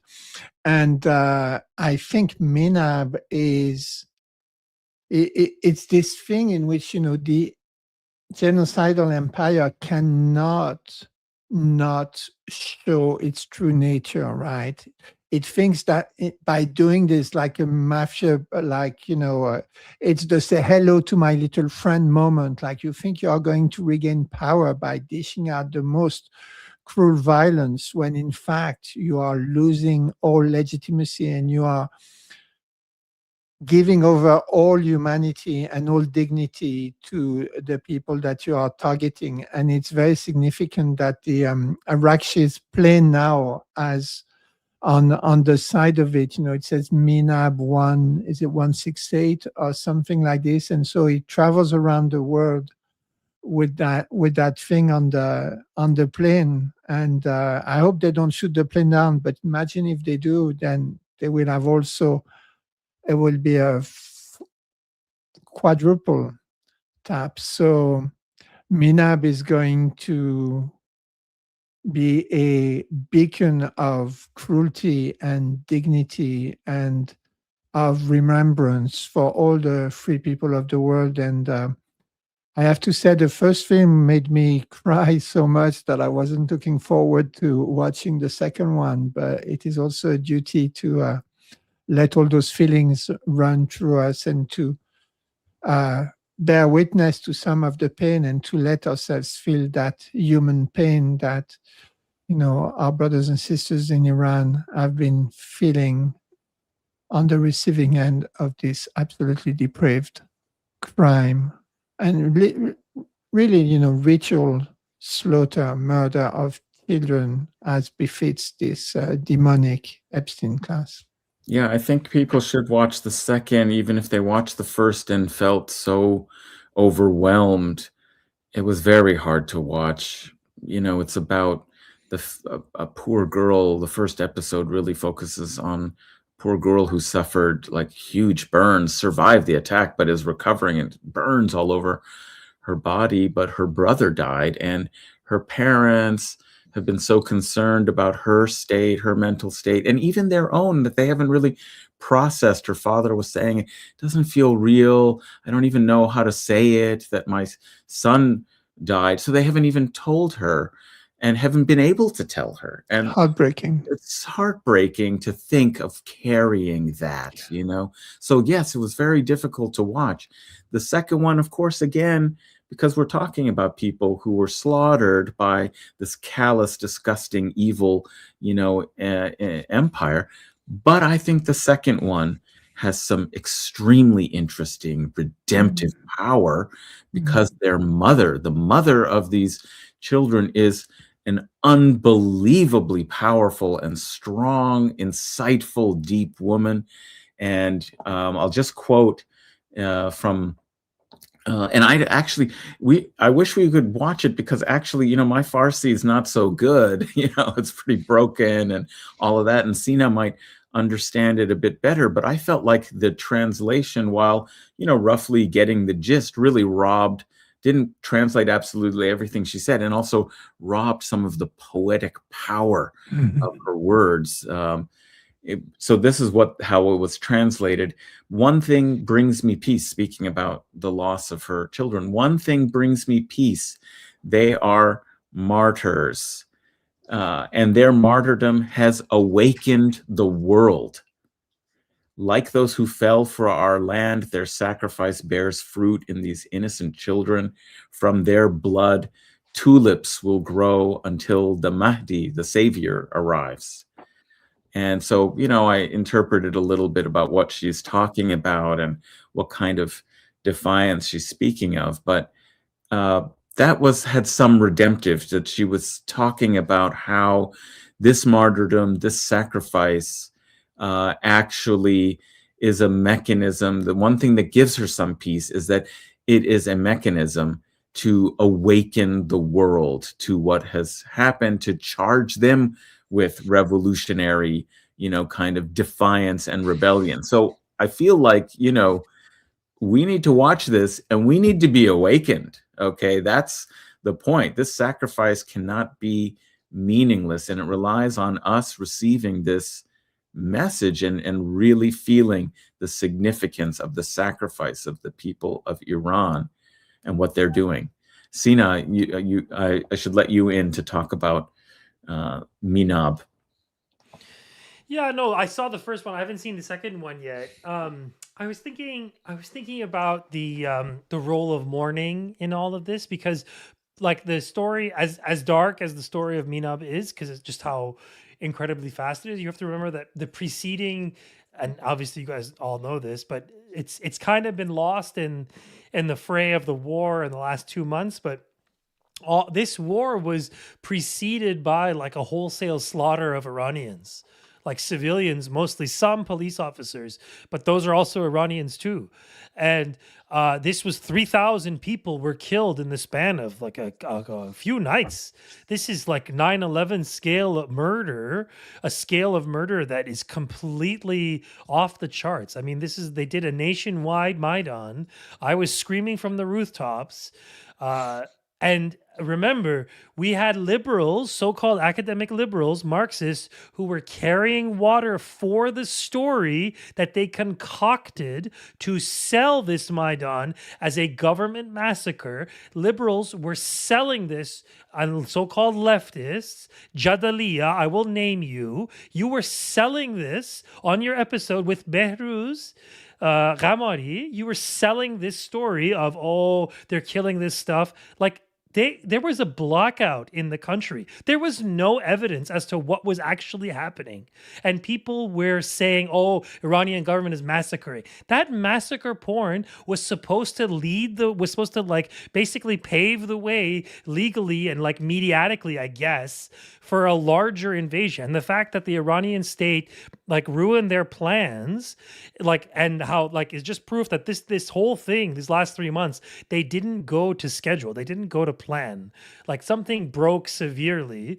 And you had these liberals now who were saying that, oh, you know, like, oh, now Iran is resisting. Oh, Iran is doing all this. And now claiming to be on the side of the winners. But meanwhile, they've done their job up until now, which is delegitimizing Iran, basically questioning anything to do with resistance or, oh, IRGC or this and that, and avoiding any topics. When Soleimani died, let me tell you what Jadaliyya did. You don't need to look into it. They basically published an article mourning him and another Iranian who died, and then they canceled it because a bunch of stupid freaking frothing at the mouth regime changers came and bugged them on their Twitter. And because this is the kind of principled stance they take, they deleted the article. Okay, so these now are the kinds of people we have teaching our students, and they are teaching them that, oh, to be a soft regime changer is okay, because if you do it leftistically, it's actually principled. That's where we stand, and we are here, and I am still enraged by my former friends who are helping carry water for Zionist violence on our streets, who now have been unable to sort of fathom that the country that they call the regime has fought so valiantly that the entire world is cheering them on, and they have to sit in their corners in their little cuck chair and say, no, no, no, but they did regime.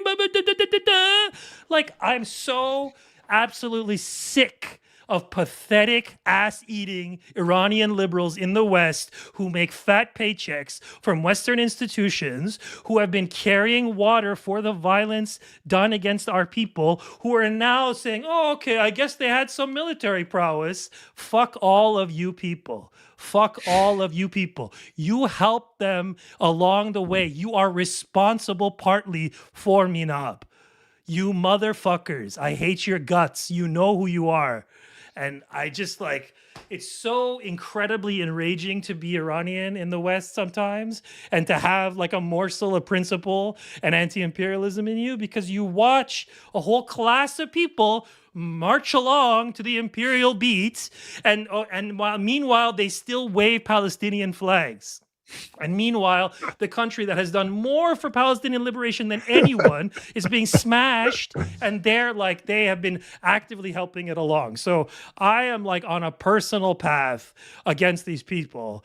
And I know this is like 2 hours in and I'm loopy and it's late past my bedtime, but it's I've been sitting on that one for a while, because I've just watched this happen for years and years. I've watched left liberals mealy mouth their way through incoherence, which is like, oh, they agree with Iranian foreign policy.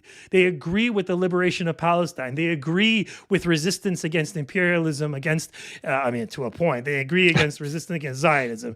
Let's put it that way, at least in principle. But then the actual actors envisioning it, the actual people putting that resistance forward, they say, oh, no, we don't agree with those people. They're not our kind. So I just... only if they get defeated. They only support those who get defeated. No, only the victims. Only the victims. They need perfect victims. They don't want martyrs and losers and victims. They're okay. Yeah, it's also like normies will go with the people they think is winning. That's another thing in all this. Now the normies have said, oh, Iran is winning. Okay, we love Iran now. And that's also been funny in all this, which makes you realize that they were only really going with the US or the imperialists or regime changers because they thought that was the winning side. Syria is still a bitter point over all of this, watching and the memories of Syria, and people now who are claiming to be resistoids, who are writing articles about like the resistoid present. You know, they helped carry water on Syria. They helped bring us to this point. So it's just, we have some serious, I would rather go after regime changers in our own camp than flotilla people. Flotilla people actually put their lives on the line and they did something. Meanwhile, we have people who do like the same thing we do, but they take up the pro-imperialist line.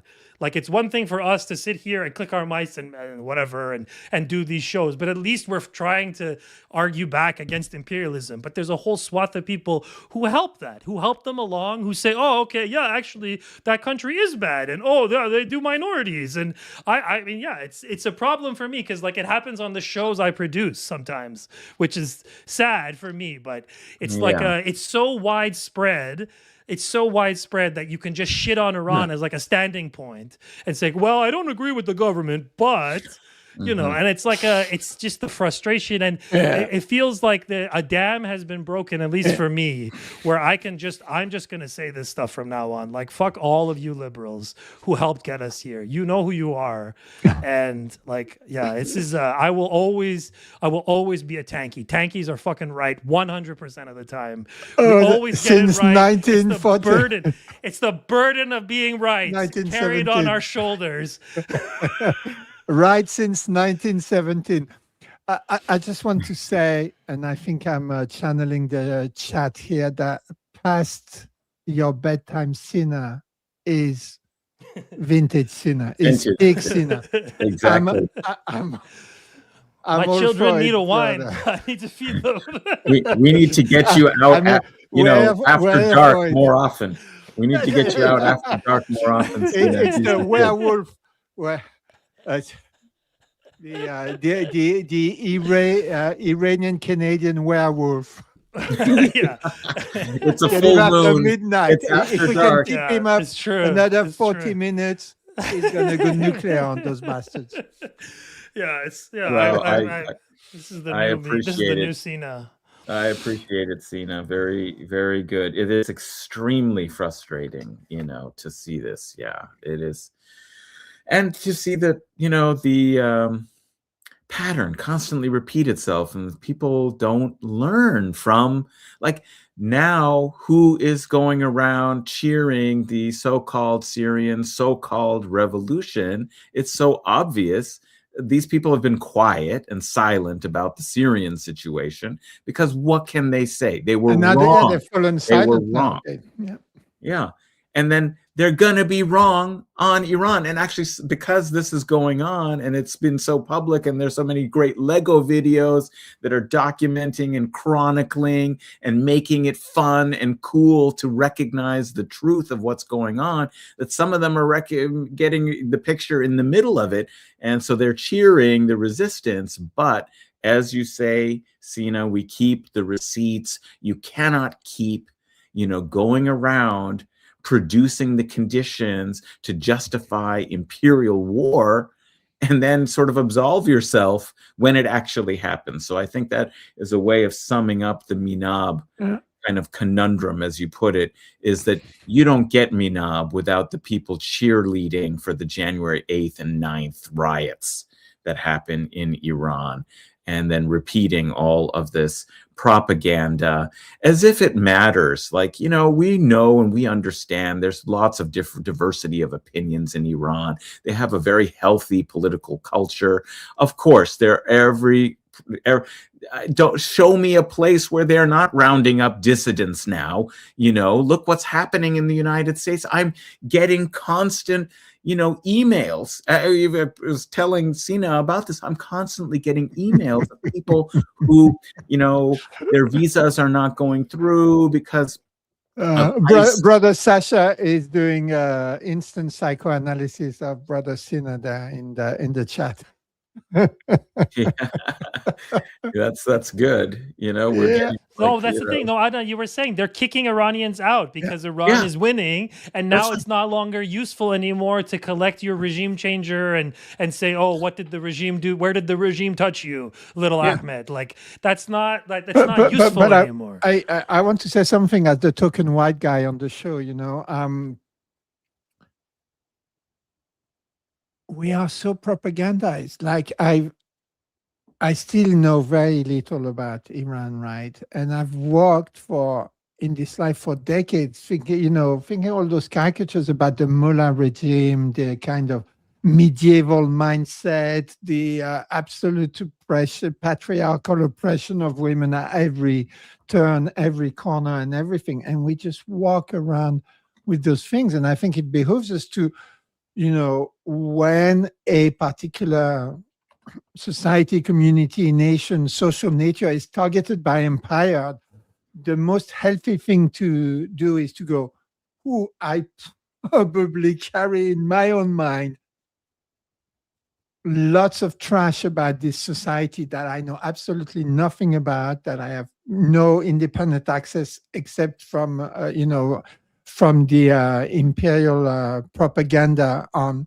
And I want to say one last thing, just to Syria,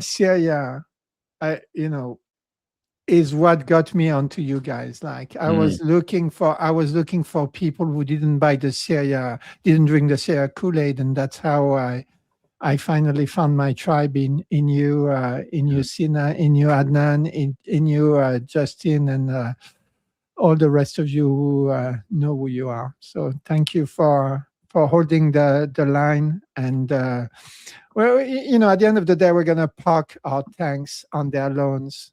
We know it, they know it, and that's how it's going to end. That's the tanky dream. We're tankies. Okay, well, I think this is a good, now that we've recovered with a wonderful Sina rant and calling out the hypocrites, we're in a position, I think, now to come to our grand finale and our rousing celebration of the information war, the intellectual world war, the psychological war that is being fought with a devastating insurgency against the empire by explosive media. So I'm looking to see if we have a good suggestion. Yeah, and plus it's halal, right? Yeah, I mean, I think Francis Hasso pointed out that there were a couple that might not have been, like about the Epstein Empire, so there are a few disturbing things. If people are worried about violence, it's true there are some violent. I mean, it is about a war, so like it's going to be very hard to avoid some. Not all of them are made by explosive media, right? There's a lot there's some imitation ones now too, I think. Well, there's the Persia Boy also who does them, and it's a mosaic defense. It's what you call the mosaic defense, right? Mosaic AI slopaganda defense. Well, I'm an orthodox media, mediaite. I think theirs are the best. They are the most sophisticated with the references. You really, as Francis said, you have to really, they force you to think, and I think also they are going to be a true chronicle of this war. Right, they are live like after every day, pretty much. There's an update. Let me call it. There will be PhD. There will be PhD thesis submitted on the Lego videos. But I'm saying maybe, guys, but it's going to take a long time to detox from this like Iran hate. It's going to be a long time. Like there probably wasn't the like pro-Viet. I don't know. You tell me, Benji. Or actually, Adnan, you were young, Adnan. You don't remember, but you were. I remember. I remember. I was there. Were you? But I mean, like it probably took you couldn't do like Vietnamese like the memes we have now. Of course, like, you could. The Vietnamese. Of course, you could. Like, you could go to demonstrations and go ho ho ho Ho Chi Minh. Absolutely. But I just mean in the sense of like it took a long time for that cultural jingoism to like wear off to the point where you can say that like like let's study these Lego things, and I just feel like the Zionist elements of all of this. Yeah, but you're not thinking dialectically. Yeah. The inflection point has been reached, and really, like, there was this thing. The one that really got me was Lexi Alexander. She's a Palestinian filmmaker, and on Twitter, at the beginning of this, like in early March, she said, "Guys, I have a confession to make. I'm a member of a Radio Ham group. And it's all a bunch of, white boomers in their 60s. I pretend I'm a man also. Yeah, shoot me to just fit in there. And 80% of that lot were all going, go Iran, go Iran. And so the ham radio aficionados are pro-Iran. Yeah. So there is something going on, and like, I had a client on Zoom and I'd forgotten to move the flags away. And I had just the Iranian flag to start with. And he said, "Is that an Iranian flag behind you?" I said, "Oh, I'm sorry, I didn't mean to have it in my session." He said, "No, I also think it's, he just expressed some pro-Iran thing, and he is the last person in the world I would have expected to." And it was a professional fault. Please, the board of psychologists, I repent. I won't do it again. But what I mean is, there is something in the air that I've not seen before. And I've been a closet anti-imperialist for so long. Well, I was in the closet first, now I went to the closet and then out of the closet again. And things are moving faster than most of us know. Right. And even more relevant is Sina, they don't just write dissertations and do PhDs in Western academic institutions. That's going to be globally. They're going to be, studying and watching and celebrating these. There was already someone on Twitter today, Explosive Media posted, who's actually doing a research project on those videos and asking for people to contact her and stuff. It's already happening. Well, so let's, that's a great lead up. Without further ado, everyone's dying to see which is going to be the video for this closing episode. And here we have.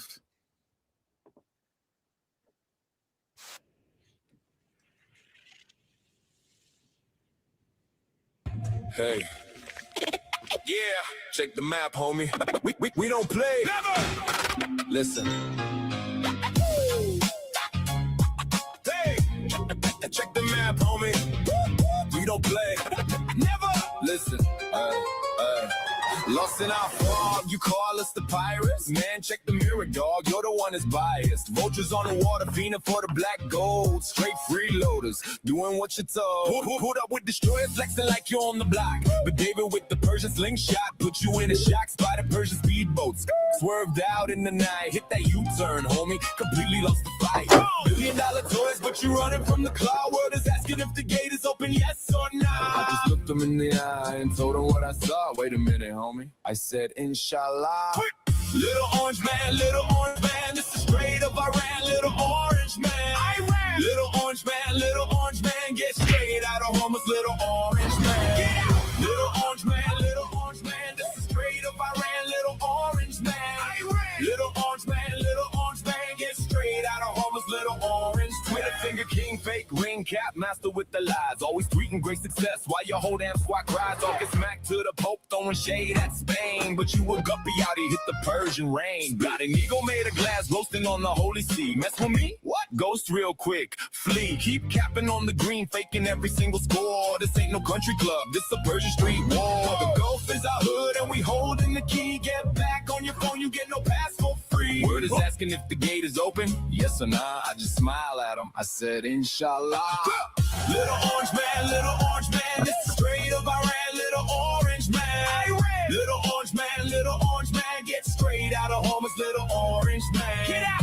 Little orange man, this is straight of Iran. Little orange man, Iran. Little orange man, get straight out of Hormuz. Little orange man, get out.